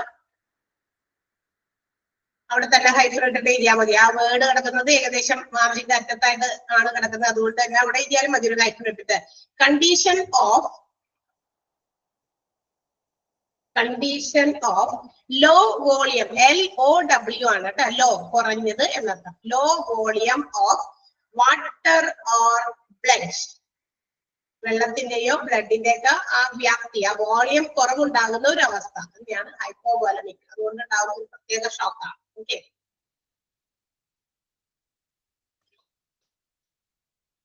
ക്ലിയർ ആയല്ലോ? ആ പാരഗ്രാഫിൽ ഉണ്ടായിരുന്ന കുറച്ച് ഏതാണ്ട് പറയേണ്ടത് ലാസ്റ്റത്തെയാണ്. ഹൈപ്പോവോലമിക് ആണോ പറയേണ്ടത്? A condition of low volume. Low LOW ആണ്. Low volume VOLUME. Volume of blood or water. Blood or water. Pneumothorax എല്ലാവർക്കും കിട്ടിയില്ലേ? കിട്ടാത്തവർ ആരെങ്കിലും ഉണ്ടെങ്കിൽ ഒന്ന് ഞാൻ പറഞ്ഞതൊന്ന് അവിടെ ഇട്ട് കൊടുക്കോ. ടൈപ്പ് ചെയ്ത് നിങ്ങൾ ആരെങ്കിലും കൊടുക്കോ? ആർക്കോ കാര്യത്തിലേക്ക് കിട്ടിയില്ലെന്ന് തോന്നുന്നു. ഒന്ന് ടൈപ്പ് ചെയ്ത് കൊടുക്കോ ആരെങ്കിലും? ഞാൻ തന്നെ പറയണോ? ന്യൂമോതറാക്സ് പറയണെങ്കിൽ ഏതാ കിട്ടാത്ത? ന്യൂമോതറാക്സ് എന്ന് പറഞ്ഞാൽ കൊളാപ്സ്ഡ് ലങ്. അത് എഴുതിയോ? കൊളാപ്സ്ഡ് ലങ് എന്ന് എഴുതിയോ? പിന്നെ ഒരു ടൈറ്റിൽ ഇട്ടിട്ട് ഞാൻ പറഞ്ഞത് air leaks between lung and chest wall. Between lung, LUNG, lung and chest wall. Air leaks between lung and chest wall. കിട്ടിയോ കാരുണ്യ? ഓക്കെ. പ്ലിയൂറൽ പറയണോ? പ്ലിയൂറൽ സ്പേസ് എന്ന് പറയുന്നത് hollow space between HOLLOW. Hollow space between lung and rib cage. Rib cage അറിയാല? 6 pack ഒക്കെ പിള്ളേര് ഉണ്ടാക്കാൻ വേണ്ടി നടക്കുന്ന അവിടെ ഫ്രണ്ടിലുള്ള സാധനം. അതന്നെ. അതിന്റെ ആ റിബ് കേജിന്റെയും അതുപോലെ തന്നെ നമ്മുടെ ലങ്ങിന്റെയും ഇത് നമ്മുടെ ഇതുമായിട്ട് ബന്ധപ്പെട്ടിട്ടുള്ള ശ്വാസകോശമായിട്ട് അതിന്റെയും ഇടയിൽ ഒരു ഹോളോ സ്പേസ് ആണ്. എന്ന് വെച്ചാൽ ഒന്നുമില്ലാത്തൊരു സ്ഥലം. ഓക്കെ. ആൻഡ് അപ്പൊ നമ്മൾ ഒന്നാമത്തെ കാറ്റഗറിയിൽ ഈ പറയുന്ന സിറ്റുവേഷൻസിലുള്ള ആളുകൾക്കാണ് നമ്മൾ കൂടുതൽ പ്രിഫറൻസ് കൊടുക്കേണ്ടത്. Second category, that means delayed treatment. കുറച്ചുകൂടി വൈകിയാലും ട്രീറ്റ്മെന്റ് വൈകിയാലും പ്രശ്നമില്ലാത്ത ആളുകളെയാണ് നമ്മൾ കാറ്റഗറി നമ്പർ 2 പെടുത്തുക. ദാറ്റ് മീൻസ് 40% ആണ്. അപ്പൊ കാഷ്വാലിറ്റി, അത്യാഹിതം നടന്നിരിക്കുന്നതിന്റെ ഏകദേശം 40% ആളുകളായിരിക്കണം. അപ്രോക്സിമേറ്റ് വാല്യൂ ആണ്. അപ്പൊ ഏകദേശമാണ് എന്നതിന്റെ വാക്കാണ് നമ്മൾ ഉപയോഗിക്കുന്നത്. അല്ലാതെ കൃത്യം എന്ന് ഞാൻ പറഞ്ഞിട്ടില്ല. ഓക്കെ, അപ്പൊ കണക്കുകൾ, പ്രീവിയസ് കണക്കുകൾ അനുസരിച്ചിട്ട് അവർക്ക് കിട്ടുന്ന ഒരു കണക്കാണ് ഈ ഒരു 40% ആളുകൾക്ക് ഡിലേഡ് ട്രീറ്റ്മെന്റ് ആയാലും ഓക്കെയാണ്. Nothing will happen to their life. അങ്ങനെ ചിലപ്പോൾ സംഭവിക്കില്ല എന്ന് വിചാരിച്ചിരിക്കുന്ന അത്രയും ആളുകൾ. അപ്പൊ ഇവർക്ക് ലൈഫ് സേവിങ് ട്രീറ്റ്മെന്റ് അത്ര പെട്ടെന്നൊന്നും വേണമെന്നില്ല. ആൻഡ് ഇറ്റ് വിൽ അവർക്ക് അക്യൂട്ട് ആയിട്ടുള്ള ഡേഞ്ചർ ഒന്നും സംഭവിച്ചില്ല. എന്ന് വെച്ചാൽ ഭയങ്കര മാരകമായിട്ടുള്ള അപകടങ്ങളോ സംഭവിച്ചില്ല. So that the operations of treatment can be given within the next 6 to 8 hours എന്നാ പറഞ്ഞേക്കണേ.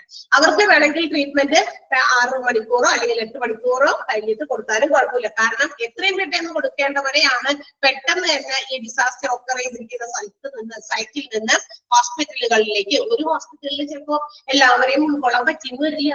സോ അവിടെ നിന്ന് ഏറ്റവും നിയറസ്റ്റ് ആയിട്ടുള്ള ഹോസ്പിറ്റലിലേക്ക് കൊണ്ടുപോകുന്നു. ചിലപ്പോൾ കുറച്ചും കൂടി അങ്ങനെയുള്ള ആളുകൾ സ്ഥലത്തേക്ക് കൊണ്ടുകൊണ്ടുവരും. അപ്പൊ അവർക്കാണ് കൂടുതൽ നമ്മൾ പ്രിഫറൻസ് കൊടുക്കുന്നത്. അല്ലാണ്ട് ഇവരെ അയ്യോ ഞങ്ങളെ ആരും നോക്കിയില്ല എന്നല്ല. കാരണം അവരുടെ ലൈഫിന് കുറച്ചുകൂടി സേവ് ചെയ്ത് നിർത്താനുള്ള സമയം അവിടെ ഉണ്ട്. അപ്പൊ ഒരു 6-8 മണിക്കൂറിനുള്ളിൽ മാത്രം എന്ത് ചെയ്താൽ മതി? ഈ കാറ്റഗറി നമ്പർ 2 ആളുകൾക്ക് ട്രീറ്റ്മെന്റ് പ്രൊവൈഡ് ചെയ്താൽ മതി. സോ ദാറ്റ് അങ്ങനെ ആയതുകൊണ്ടാണ് കേട്ടോ. അപ്പൊ അങ്ങനെ ആ ഒരു കാറ്റഗറിയിലുള്ള ആളുകളെ നമ്മൾ കാറ്റഗറി നമ്പർ 2 പെടുത്തുക. അതിനകത്ത് വന്നിരിക്കുന്ന അതുപോലെ തന്നെ നമ്മൾ കാറ്റഗറി നമ്പർ 1 കുറച്ച് ആളുകൾക്ക് എക്സാമ്പിൾസ് പറഞ്ഞതുപോലെ തന്നെ ഇവിടെയും പറയുന്നുണ്ട്. സഫറിംഗ് ഫ്രം ഫ്രാക്ചേഴ്സ്, ഒടിവ്, അല്ലെങ്കിൽ കാലിന്റെ ഒക്കെ വലിയ തരത്തിലുള്ള കാലൊടിഞ്ഞു, കൈ ഒടിഞ്ഞു, അങ്ങനെയൊക്കെ എന്തെങ്കിലുമൊക്കെ തരത്തിലുള്ള ഒടിവുകൾ, ഫ്രാക്ചേഴ്സ്, പിന്നെ ഡിസ്ലൊക്കേഷൻ, കുളവെറ്റല്, അങ്ങനെയുള്ളവര്, ഇഞ്ചുറീസ് ടു ദ അബ്ഡോമൻ, വയറിന്റെ ഭാഗത്തുണ്ടാകുന്ന ഇഞ്ചുറീസ്, തൊറാക്സ്, നമ്മുടെ നെഞ്ചിന്റെ ഭാഗത്ത്, യൂറോജെനിറ്റൽ ട്രാക്ട്. യൂറോജെനിറ്റൽ ട്രാക്ട് എന്ന് പറഞ്ഞാൽ നമ്മുടെ യൂറിനറി ട്രാക്ട് സിസ്റ്റത്തിന്റെയും അതുപോലെ തന്നെ നമ്മുടെ ജെനിറ്റൽ ട്രാക്ട് സിസ്റ്റത്തിന്റെയും ഇടയിൽ പെട്ടിരിക്കുന്ന അവയവങ്ങൾ ഒരുപാടുണ്ടല്ലോ അല്ലെ. യുറേത്ര, യൂറിനറി ബ്ലാഡർ അല്ലെ, അതുപോലെ തന്നെ യൂട്രസ്. ഓക്കെ, അങ്ങനെയുള്ള ആ 2 രീതിയിൽ രണ്ടിന്റെയും ഇടയിൽ പെട്ടിരിക്കുന്ന അതിനകത്തൊക്കെ വരുന്ന ഇഞ്ചുറീസ്, അങ്ങനെയുള്ളവര്, സ്കള്ള്, ബ്രെയിന് അങ്ങനെയുള്ളവര്. പിന്നെ അതുപോലെ തന്നെ സെക്കൻഡ് ഡിഗ്രി ബേണിങ്സ് ഉണ്ട്. അതായത് മറ്റേ ആദ്യത്തേൽ പറഞ്ഞ ഫേഷ്യൽ ബേൺസ്, തീപിടുത്തം കൊണ്ടൊക്കെ ആണെങ്കിൽ വലിയ രീതിയിലുള്ള കത്തലുകൾ, അതായത് തീപിടുത്തമൊക്കെ അതിന്റെയൊക്കെ എഫക്ട് കൊണ്ട് ചിലപ്പോൾ വരും. അങ്ങനെയുള്ളവരെ ആദ്യത്തെ കാറ്റഗറിയിൽ നമ്മൾ പെടുത്തി. ഇനി അതിനുശേഷം പറയുന്ന ഈ രണ്ടാമത്തെ കാറ്റഗറിയിലും ഇതുപോലുള്ള പൊള്ളലുകളൊക്കെ ഉണ്ടായിരിക്കാം.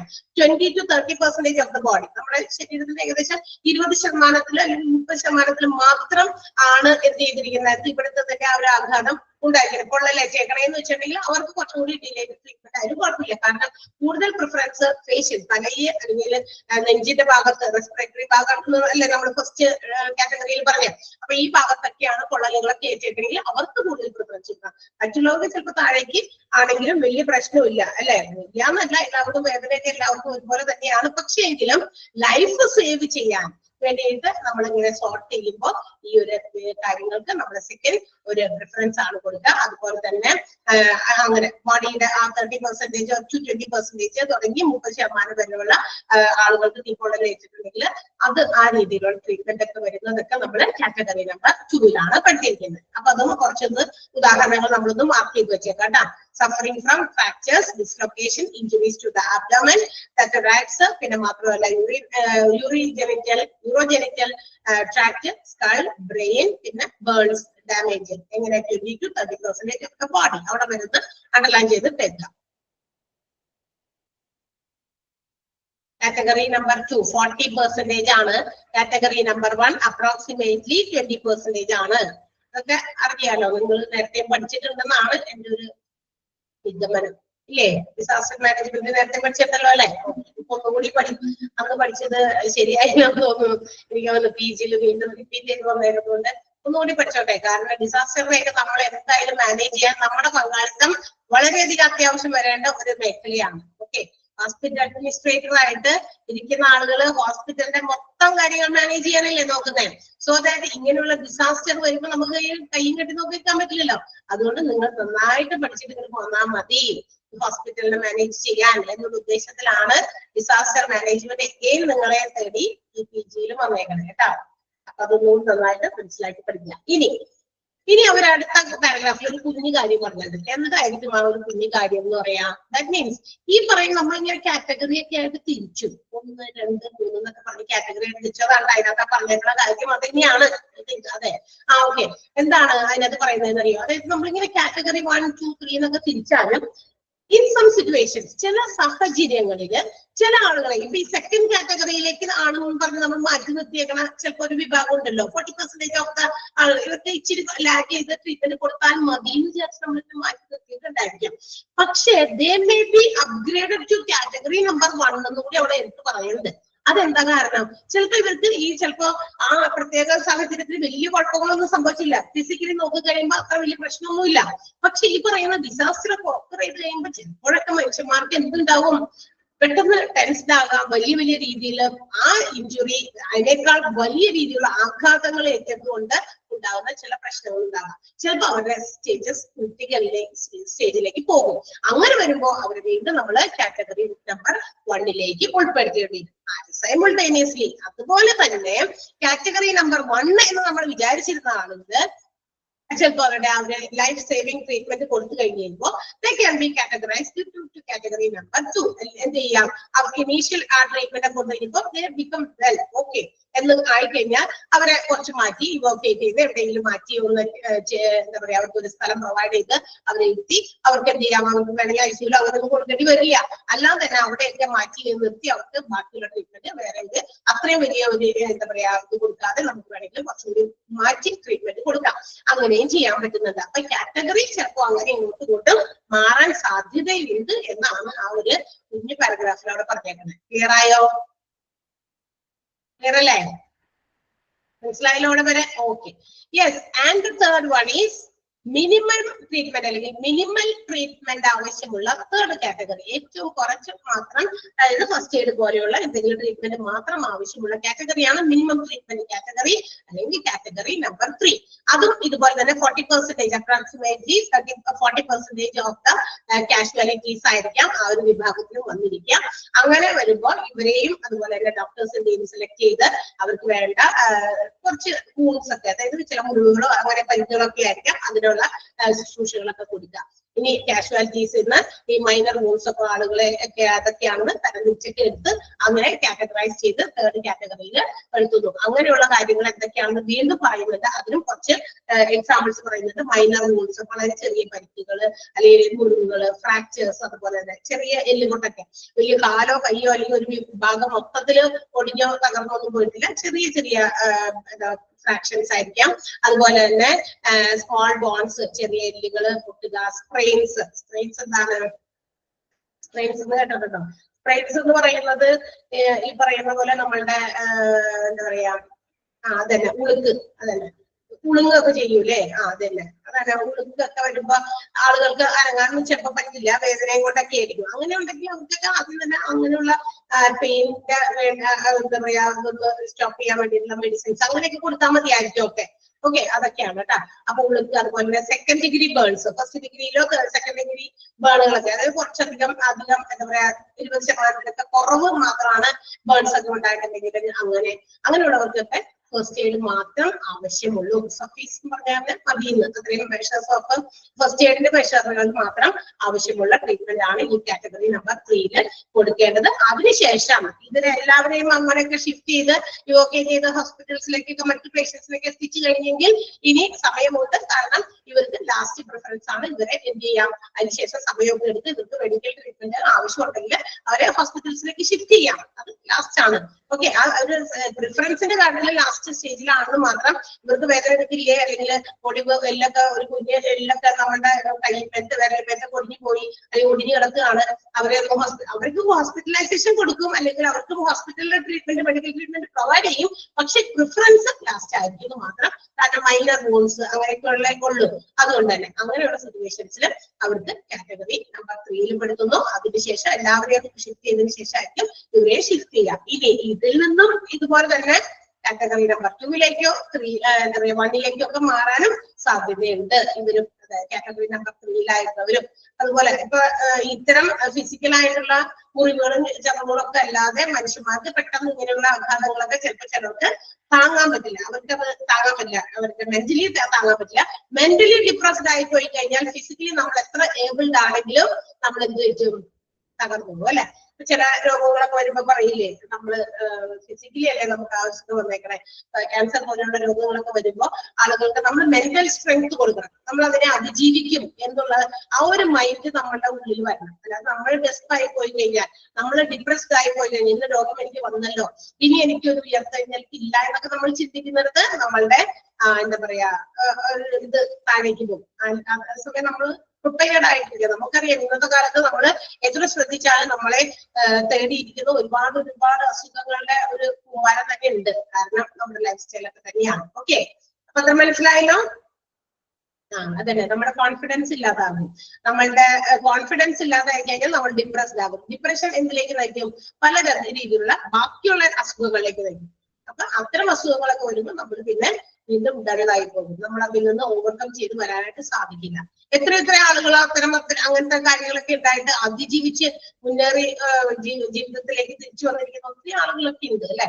അപ്പൊ അങ്ങനെ ആകാതിരിക്കണമെങ്കിൽ നമ്മൾ മെന്റൽ സ്ട്രെങ്ത് നമ്മൾ പ്രൊവൈഡ് ചെയ്യണം. പറ്റില്ല, ഞാൻ ഇതിൽ നിന്ന് അതിജീവിച്ച് പുറത്ത് വരും എന്ന് ചിന്തിക്കണം. അവിടെയാണ് നമ്മുടെ വിജയം. ഓക്കെ, എന്തിനേയും അതിജീവിക്കാനായിട്ട്. Okay, yes. അപ്പൊ ആ ഒരു പാരഗ്രാഫ് ഒന്ന് വായിച്ചു നോക്കിയേ. തേർഡ് കാറ്റഗറി അത് underline ചെയ്തേട്ടോ. Casualties suffering from minor wounds, fractures of small bones, sprains, second degree burns which is less than 20% of the body.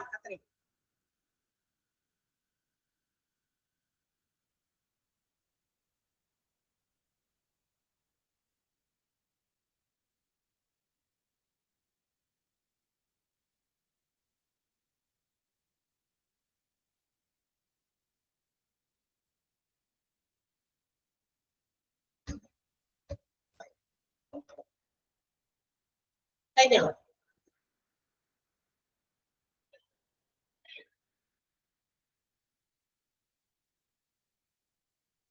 Okay, അപ്പൊ നമ്മൾ ഫസ്റ്റ് സെക്കൻഡ് തേർഡ് കാറ്റഗറീസ് നമ്മൾ പഠിച്ചു. പ്രയോറിറ്റൈസ് ട്രീറ്റ്മെന്റ് പ്രൊവൈഡ് ചെയ്യുന്നതിന്റെ അടിസ്ഥാനത്തിലാണ് ഇങ്ങനെ sort ചെയ്ത് നമ്മൾ കാറ്റഗറി നമ്പർ 1, 2, 3 എന്ന് പറഞ്ഞത്. അപ്പൊ അങ്ങനെ ടോട്ടൽ 20%, 40%, 40% മേക്സ് 100%. അങ്ങനെ 100% ആളുകൾ ഇപ്പൊ ഈ കാറ്റഗറികളിലേക്ക് വന്നു. ഏത് പെർസെന്റേജ് നമ്മുടെ ടോട്ടൽ പറയുന്നത് 100%ലാണ് അല്ലെ? പെർസെന്റേജ് എപ്പോഴും 100 തന്നെ പറയാം. 100%ത്തിലാണ് 50%, 20%, 70%, 90% എന്നൊക്കെ പറയാം. ചില ആളുകൾ ഇങ്ങനെ 110% ഉറപ്പുണ്ടെന്നൊക്കെ പറയുന്നത് നമ്മൾ കൊളോക്കിയലി ഒരു സംസാരത്തിൽ പറയുന്നത് കേട്ടിട്ടുണ്ട്. പക്ഷെ ഔട്ട് ഓഫ് 100 ആണ് എപ്പോഴും പെർസെന്റേജ് നമ്മൾ പറയുക അല്ലെ? അപ്പൊ ഇങ്ങനെയൊക്കെ ആണെങ്കിലും ഈ പറയുന്ന കാറ്റഗറിയിൽ നിന്ന് വ്യത്യസ്തമായിട്ട് മറ്റൊരു കാറ്റഗറി കൂടി ഉണ്ട് എന്നാണ് പറയാം. ഈ വലിയ മാസ് കാഷ്വാലിറ്റീസ് ഒക്കെ ഉണ്ടാകും, ഭയങ്കര വലിയ ഡിസാസ്റ്ററുകളൊക്കെ ഉണ്ടാകുന്ന സമയത്ത് ചില എക്സെപ്ഷണൽ കേസസിൽ എന്തുണ്ടാകും, ഇത്രയും വലിയ മാസ് കാഷ്വാലിറ്റീസ് ഉണ്ടായിരുന്നു. അങ്ങനെ വരുമ്പോ some patients may be dead, എന്ത് ചെയ്യാം, മരിച്ചു പോകുന്ന ഒരവസ്ഥയിലേക്കും വരാം, അല്ലെങ്കിൽ മരിച്ചുകൊണ്ടിരിക്കുന്നു. അതായത് nothing can make them positive. അവരെ ഒന്നും നമുക്ക് ഇനി ജീവിതത്തിലേക്ക് തിരിച്ചു കൊണ്ടുവരാൻ പറ്റുന്ന ഒരു പോസിറ്റീവായിട്ട് ഇതില്ല. അങ്ങനെ ഒരു പോസിറ്റീവ് 1% പോലും പോസിറ്റിവിറ്റി നമുക്ക് ഫൈൻഡ് ചെയ്യാത്ത പേഷ്യൻസ് ഒക്കെ ഉണ്ട്. That means they are going to die. അങ്ങനെ ഉറപ്പിച്ചു എങ്കിൽ അങ്ങനെയുള്ള വിഭാഗത്തെയാണ് നമ്മൾ കാറ്റഗറി നമ്പർ 4ലേക്ക് പെടുത്തിയിരിക്കുന്നത്. എക്സ്പെക്ടന്റ് ട്രീറ്റ്മെന്റ്, അതായത് ഒരു ട്രീറ്റ്മെന്റ് കൊടുക്കുന്നത് കൊണ്ട് കാര്യമുണ്ടോ എന്നുള്ളതിൽ സംശയമാണ്. This category will include dying or injured with no chance to survive. യാതൊരു രീതിയിലും സർവൈവ് ചെയ്യാനുള്ള സാധ്യതകൾ ഇല്ലാത്തത് അല്ലെങ്കിൽ മരിച്ചുകൊണ്ടിരിക്കുന്നത് എന്നുള്ള വിഭാഗമാണ് കാറ്റഗറി നമ്പർ 4 എന്ന് പറയുന്നത്. ഓക്കെ, അതായത് നമ്മൾ എന്ത് ചെയ്താലും we cannot bring them back to life. അവരെ വീണ്ടും തിരിച്ച് ജീവിതത്തിലേക്ക് കൊണ്ടുവരാൻ പറ്റില്ല. And also it will be time consuming. മാത്രമല്ല അവരെ നമ്മൾ ശുശ്രൂഷിച്ചു പരിചരിച്ചു എന്നുള്ളത് കൊണ്ട് വെറുതെ സമയം പാഴാകുന്നത് മാത്രമല്ല, എന്ത് ചെയ്യും, മറ്റുള്ളവർക്ക് കിട്ടേണ്ട, ദാറ്റ് മീൻസ് കാറ്റഗറി നമ്പർ 1 ഉള്ളവരെ ജീവിതത്തിലേക്ക് കൊണ്ടുവരാൻ പറ്റുന്നവരാണ്, അവർക്ക് കിട്ടേണ്ട ട്രീറ്റ്മെന്റിന്റെ സമയവും അവിടെ കടന്നു പോകും. മനസ്സിലാവും? ഒരുപാട് നെഗറ്റിവിറ്റി അപ്പൊ അതിനകത്തുണ്ട്. നമ്മൾ വിചാരിക്കും മരിക്കാൻ കിടക്കുന്ന ആളാണ്, അവർക്ക് പരിഗണന കൊടുക്കണ്ടേ? തീർച്ചയായിട്ടും നമ്മുടെ വീടുകളിൽ ഒറ്റയ്ക്കും തെറ്റയ്ക്കൊക്കെ കിടക്കുന്ന ആളുകൾക്ക് മരിക്കാൻ കിടക്കുന്ന സമയത്താണെങ്കിലും നമ്മൾ എന്ത് ചെയ്യും, അവരെ ജീവിതത്തിലേക്ക് തിരിച്ച് എത്ര പ്രായം ചെന്നവരായാലും, കാരണം ഒരു ജീവന് ആ ഒരു ജീവന്റെ തന്നെ വിലയുണ്ട് എന്ന് നമുക്കറിയാം. പക്ഷേ അത് ഒരാളാണ് 2 ആളാണെങ്കിൽ നമുക്ക് അങ്ങനെ കാത്തു നിന്ന് അവർക്ക് വേണ്ട ശുശ്രൂഷകളും മറ്റു കാര്യങ്ങളൊക്കെ മിനിറ്റ് നമുക്ക് ചെയ്തു കൊടുക്കാം. കാരണം അവരെ നമുക്ക് ലൈഫിലേക്ക് തിരിച്ചു കൊണ്ടുവരാൻ വേണ്ടിയിട്ടാണ് നമ്മൾ അത്രയും ബന്ധപ്പാട് പെടുന്നത്. പക്ഷെ ഇത്ര വലിയ ഡിസാസ്റ്റേഴ്സ് ഉണ്ടാകുന്ന സ്ഥലത്ത് എന്താണ്, ട്രയേജ് നടത്തുന്ന സമയത്ത് കാറ്റഗറൈസ് ചെയ്യുമ്പോൾ ഈ 4th കാറ്റഗറിയിലേക്ക് മാറ്റി നിർത്തപ്പെടേണ്ട ഒരു വിഭാഗം ഉണ്ട്. അതുകൊണ്ട് അത് ആ പെർസെന്റേജിൽ ഇൻക്ലൂഡ് ചെയ്തിട്ടില്ല. കാരണം എന്താ, ഇവരെ നമുക്ക് ഇനി തിരിച്ച് ലൈഫിലേക്ക് തിരിച്ചു കൊണ്ടുവരാൻ ഒരു രീതിയിലും അവിടെ ഒരു ചെറിയ ചാൻസ് പോലുമില്ല എന്നുള്ളതാണ്. മാത്രമല്ല ആ ചാൻസ് ഇല്ലാന്ന് മാത്രമല്ല, അവർ ജീവനിലേക്ക് തിരിച്ച് വരാൻ പോകുന്നില്ല. മാത്രമല്ല അവരെ ശുശ്രൂഷ കഴിഞ്ഞാൽ എന്ത് ചെയ്യും, കാറ്റഗറി നമ്പർ 1 കൊടുക്കേണ്ട ആളുകൾക്ക് ഇമ്മീഡിയറ്റ് ട്രീറ്റ്മെന്റ് പ്രൊവൈഡ് ചെയ്യാനുള്ള സമയമാണ് നമ്മൾ അവിടെ പാഴാക്കിക്കൊണ്ടിരിക്കുന്നത് അല്ലെ? അങ്ങനെയുള്ള വിഭാഗത്തിലുള്ള ആളുകളെയാണ് നമ്മൾ കാറ്റഗറി നമ്പർ 4 പെടുത്തിയിരിക്കുന്നത്. അപ്പൊ അങ്ങനെയുള്ളവർക്ക് അപ്പൊ എന്ത് ചെയ്യട്ടെ, അവർക്ക് മരിച്ചോട്ടെ എന്നല്ല, തീർച്ചയായിട്ടും അവരെ കൺസിഡർ ചെയ്യുന്ന രീതിയിൽ അവർക്ക് ആ ഒരു ഇഞ്ചുറിയോട് ഉണ്ടാകുന്ന വലിയ മുറിവാണ് അല്ലെങ്കിൽ വലിയൊരു ആഘാതം, അല്ലെങ്കിൽ അവർ ഒരിക്കലും നമുക്ക് ഇനി ലൈഫ് കിട്ടുമെന്നൊന്നും അറിയില്ല, ചെറിയ ശ്വാസം മാത്രമേ അവിടെ നിൽക്കുന്നുണ്ട്, അത് മാത്രമേ ഉള്ളൂ. പക്ഷെ അവരുടെ പെയിനെ ഇല്ലാതാക്കാനോ അല്ലെങ്കിൽ ഒരു ശുശ്രൂഷയൊക്കെ കൊടുത്തത് നഴ്സിംഗ് ഒക്കെ ചെയ്ത് അവരെ കംഫർട്ടബിൾ ആക്കാനോ പറ്റുന്ന രീതിയിൽ മാത്രമേ നമുക്ക് ചെയ്യാൻ പറ്റുള്ളൂ. അത്രയോളം ചെയ്യാൻ പറ്റുള്ളൂ നമുക്ക് 4th കാറ്റഗറിയിൽ പെട്ട ആളുകൾ. പിന്നെ എല്ലാം ഇപ്പൊ നമ്മള് ഡോക്ടേഴ്സിന്റെ അടുത്ത് ചികിത്സയ്ക്ക് ചെല്ലുമ്പോഴും അല്ലെ, ഇപ്പൊ അവര് എന്താ പറയാ, ഡോക്ടേഴ്സ് പരമാവധി ശുശ്രൂഷയൊക്കെ കൊടുത്തു അവരെ ലൈഫിലേക്ക് തിരിച്ചു കൊണ്ടുവരാൻ. പക്ഷെ എങ്കിലും അവരും അവസാനം പറയുന്ന ഒരു കാര്യമുണ്ടല്ലേ, ചിലപ്പോൾ മുകളിലേക്ക് നോക്കും അല്ലെ, is all after left with God. തീർച്ചയായിട്ടും എല്ലാം ബാക്കിയെല്ലാം ആരുടെ കയ്യിലാണ്? ഞങ്ങൾ ഇങ്ങനെ വെറുതെ ഇങ്ങനെ നിങ്ങളെ ചെയ്യുന്നതേ ഉള്ളൂ, ട്രീറ്റ്മെന്റ് തരുന്നേ എന്നേ ഉള്ളൂ. ശരിയായ ഹീലിംഗ് എവിടെയാണ് നടക്കുന്നത്? അത് ദൈവത്തിലാണെന്ന് ആണ് അവർ പറയാ. അവരുടെയും ആ ഒരു കാര്യം തന്നെയാണ് അവരും പറയാ. കാരണം ഞങ്ങൾ ഇങ്ങനെ ഒരു ശുശ്രൂഷ ചെയ്യുന്നു, പക്ഷെ യഥാർത്ഥ ഹീലിംഗ്, യഥാർത്ഥ ആ ഒരു എന്താ പറയാ, ഹീലിംഗ് എന്ന് പറഞ്ഞാൽ എന്താണ് പറയാൻ എന്താ പറയാ, ശരിയായിട്ടുള്ള ഹീലിംഗിന്റെ മലയാള വാക്ക് എന്താണ്? ശരിയായ അതന്നെ രോഗശമനം. ഓക്കെ, രോഗശാന്തി അല്ലെങ്കിൽ രോഗശമനം തരുന്നത് ദൈവമാണ്. അപ്പൊ അവിടെയാണ് അതിന്റെ എല്ലാത്തിന്റെയും ലാസ്റ്റ് കിടക്കുന്ന കാര്യം എന്ന് അവര് തന്നെ പറയാറുണ്ട്, ഡോക്ടേഴ്സ് തന്നെ പറയാറുണ്ട്, ഞങ്ങൾ ഞങ്ങളുടെ പരമാവധി ട്രൈ ചെയ്തിട്ടുണ്ട്, ഇനിയെല്ലാം ഇറ്റ് ഈസ് ഓൾ ആഫ്റ്റർ ദൈവത്തിലാണ് എല്ലാം, എല്ലാവർക്കും പ്രാർത്ഥിക്കുക എന്നൊക്കെ അവരും പറയുന്ന കാര്യമാണ് അല്ലെ. മനുഷ്യന്മാർക്ക് ഒരു വിശ്വാസം ഉണ്ടല്ലോ. അപ്പൊ അങ്ങനെ ഇപ്പൊ ഈ പറയുന്ന വിഭാഗത്തിലുള്ള ആളുകളും ഇത്രയും വലിയ ഒരു ഇതൊക്കെ സംഭവിച്ചു. ചിലപ്പോ ചില സാഹചര്യങ്ങളിൽ അവരെ ശുശ്രൂഷിച്ചുകൊണ്ടിരിക്കുക, അവർക്ക് പെയിൻഫുൾ ആയിട്ടുള്ള സിറ്റുവേഷൻസ് അവര് കടന്നു പോകണമെങ്കിൽ അതിനു വേണ്ടിയിട്ടുള്ള പെയിൻ മാറ്റാൻ വേണ്ടിയിട്ടുള്ള ചില കാര്യങ്ങൾ കൊടുക്കുക, അത്തരം കാര്യങ്ങൾ പ്രൊവൈഡ് ചെയ്യുക എന്നുള്ളതാണ് കാറ്റഗറി നമ്പർ 4 പെടുക. ഓക്കെ, അപ്പൊ അങ്ങനെ ട്രയൽസ് എന്ന് പറയുന്നത് it's not an easy task. നമുക്ക് പറയാം ഈ ഒരു സോർട്ടിങ് എന്ന് പറയുന്നത് അത്ര വലിയ എളുപ്പമുള്ള കാര്യമല്ല. It's difficult task, but also it is very important. തീർച്ചയായിട്ടും അത് ഇമ്പോർട്ടന്റ് തന്നെയാണ്. അപ്പൊ ഇതെല്ലാം ചെയ്യേണ്ടത്, ഇതെല്ലാം it is vested upon or entrusted upon the physician, surgeon, those who R experienced. വളരെ എന്താ പറയാ നല്ല രീതിയിലുള്ള എക്സ്പീരിയൻസ് ഉള്ള ഫിസിഷ്യൻസ്, സർജൻസ്, അവർക്കാണ് ഈ ഒരു ട്രയേജ് പ്രൊസീജിയേഴ്സിൽ ഏറ്റവും കൂടുതൽ പങ്കാളിത്തം, അല്ലെങ്കിൽ അവരിൽ വിശ്വസിച്ചിട്ടാണ് ഈ ട്രയേജ് പ്രോസസ് നടക്കുന്നത് തന്നെ. So they can take necessary steps, decisions quickly. തീർച്ചയായിട്ടും അവർ ഈ പറയുന്ന ട്രയേജില് സോർട്ടിങ്ങിൽ പങ്കെടുക്കുമ്പോൾ അവർക്ക് എത്രയും പെട്ടെന്ന് തീരുമാനങ്ങൾ എടുക്കാൻ, എന്തൊക്കെയാണ് എന്ന് ചെയ്യേണ്ടത് എന്നുള്ള കാര്യങ്ങൾ, പിന്നെ ഏത് സ്പെഷ്യലിസ്റ്റിലേക്ക് നമുക്ക് ഇവരെ ട്രാൻസ്ഫർ ചെയ്യണം, അങ്ങനെയുള്ള കാര്യങ്ങളൊക്കെ പെട്ടെന്ന് തീരുമാനങ്ങൾ എടുക്കാനൊക്കെ അവർക്കാണ് പറ്റുക. സോ അവരെല്ലാവരും തന്നെ എക്സ്പീരിയൻസ്ഡ് ആയിട്ടുള്ള ഫിസിഷ്യൻസ്, ഇപ്പൊ പുതിയതായിട്ട് പഠിച്ചിറങ്ങിയ ആളുകളിലേക്കൊക്കെ കൊടുത്തിട്ട് കാര്യമില്ല, എക്സ്പീരിയൻസ്ഡ് ആയിട്ടുള്ള ആളുകൾ തന്നെയാണ് ഇത് ഹാൻഡിൽ ചെയ്യേണ്ടത്, ട്രയേജ് പ്രോസസ് എന്ന് പറയുന്നത്. ഓക്കെ, ഇനി ട്രയേജ് എന്ന് പറയുമ്പോൾ നമ്മൾ മനസ്സിലാക്കേണ്ടത്, അവർക്ക് ട്രയേജ് കൊടുത്തു, സോർട്ട് ഔട്ട് ചെയ്തു, കാറ്റഗറി നമ്പർ 1, 2, 3 ഒക്കെ കൊടുത്തു. കാറ്റഗറി നമ്പർ 1 ആളുകളെയൊക്കെ ഹോസ്പിറ്റലിന്റെ കാഷ്വാലിറ്റിയിൽ കൊടുത്തിരുന്നു. And the diagnosis will not end at the casualty department. നമ്മൾ അവിടെ ചെന്നു, കാഷ്വാലിറ്റി പേഷ്യൻസിനെ കൊണ്ടുപോയി, അവിടെ ആ പേഷ്യന്റിന്റെ ട്രീറ്റ്മെന്റും ഡയഗ്നോസിസും പരിശോധനയൊക്കെ തീരുന്നുണ്ടോ? ഇല്ല. അവിടെ ഫസ്റ്റ് എയ്ഡോ മറ്റു കാര്യങ്ങൾ എന്താണെന്ന് വെച്ചാൽ കൊടുത്ത് സർവൈവ് ചെയ്യിപ്പിച്ചിട്ട് പെട്ടെന്ന് തന്നെ അടുത്ത സ്ഥലത്തേക്ക്, ഓപ്പറേഷൻ തിയേറ്ററിലേക്കാണോ, ICUയിലേക്കാണോ, അല്ലെ, അങ്ങനെ ഏതാ സ്ഥലത്തേക്കാണോ അവിടേക്ക് ഷിഫ്റ്റ് ചെയ്യുക, ട്രാൻസ്ഫർ ചെയ്യാം. അവിടെ ചെന്നിട്ടാണ് ഇനി ബാക്കിയുള്ള ഡയഗ്നോസിസ് ഒക്കെ നടക്കുന്നത്, അല്ലെ, പരിശോധനയൊക്കെ നടക്കേണ്ടത്. അപ്പൊ അത് അങ്ങോട്ടേക്ക് കൊണ്ടുപോയി അവിടേക്ക് ഏത് സ്ഥലത്തേക്കാണോ ഇവാക്യുവേറ്റ് ചെയ്യേണ്ട ഹോസ്പിറ്റലിന്റെ, എന്നിട്ട് മാത്രമല്ല they have to make some prolonged process. ഈ പറയുന്ന ഡയഗ്നോസിസ് എന്ന് പറയുന്നത് ഒരു പ്രൊലോങ്ഡ് പ്രോസസ് ആണ്.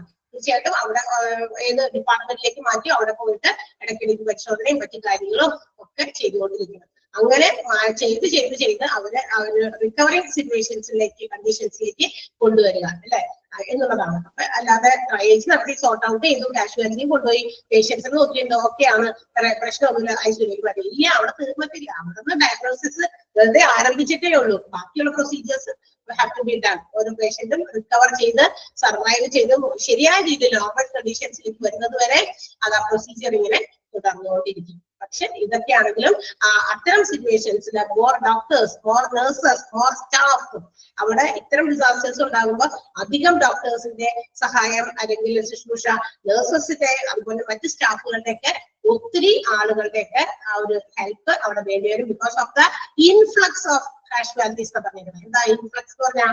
ഒഴുക്ക്. കാഷ്വാലിറ്റിയിൽ ഇത്രയും അധികം പേഷ്യൻസിന്റെ ഒഴുക്ക് വരുമ്പോൾ അതെന്ത് ചെയ്യണം, നമ്മൾ അതിനെയൊക്കെ ലഘൂകരിക്കണം. അത്തരം പ്രവർത്തനങ്ങൾ അവിടെ ഉണ്ടാകുന്ന ജോലി തിരക്കൊക്കെ, അല്ലെങ്കിൽ അവിടെ ആളുകൾ വന്നിരുന്ന് കുത്തുകൂടാതെ അവിടെ വേഗം കാര്യങ്ങൾ എളുപ്പത്തിലാക്കാൻ വേണ്ടിയിട്ട് more nurses, more doctors, more staff are required. Okay, അപ്പൊ ആവശ്യമുണ്ട്.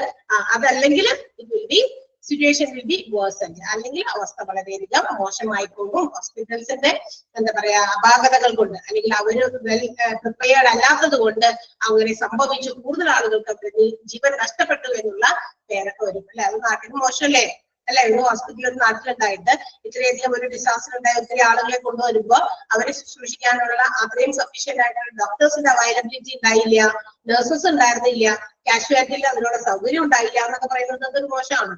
അപ്പൊ അത് നമ്മുടെ ഇക്കോണമിയുടെ, അല്ലെങ്കിൽ നമ്മുടെ നാടിന്റെ ലോക്കലായിട്ടുള്ള ഒരു ഹോസ്പിറ്റൽ ആണെങ്കിൽ കൂടി അതിന്റെ കൂടി ഒരു പോരായ്മകളായിട്ട് കണക്കാക്കുന്നുണ്ട്. ആളുകളുടെ സിറ്റുവേഷൻ മോശമാകുകയും ചെയ്യും.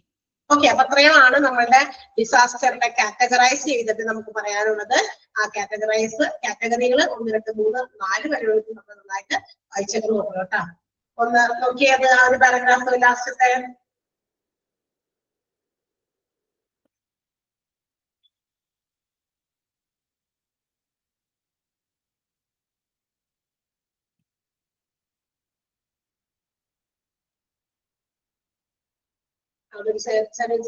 Patient initially scene in A hopeless condition may recover കേട്ടോ.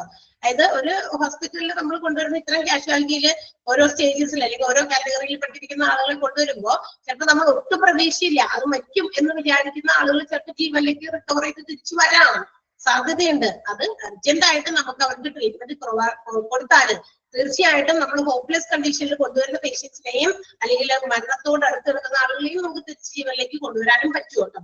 അതാണ് പറഞ്ഞിരിക്കുന്നത് ആ സെന്റൻസ്.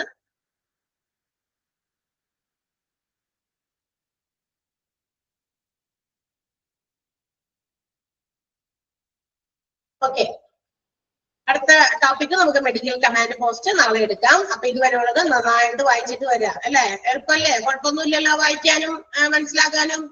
കൂടുതലും നമ്മൾ മനസ്സിലാക്കിയിരിക്കേണ്ട കാര്യങ്ങളാണ്. Okay, yes, so see you tomorrow.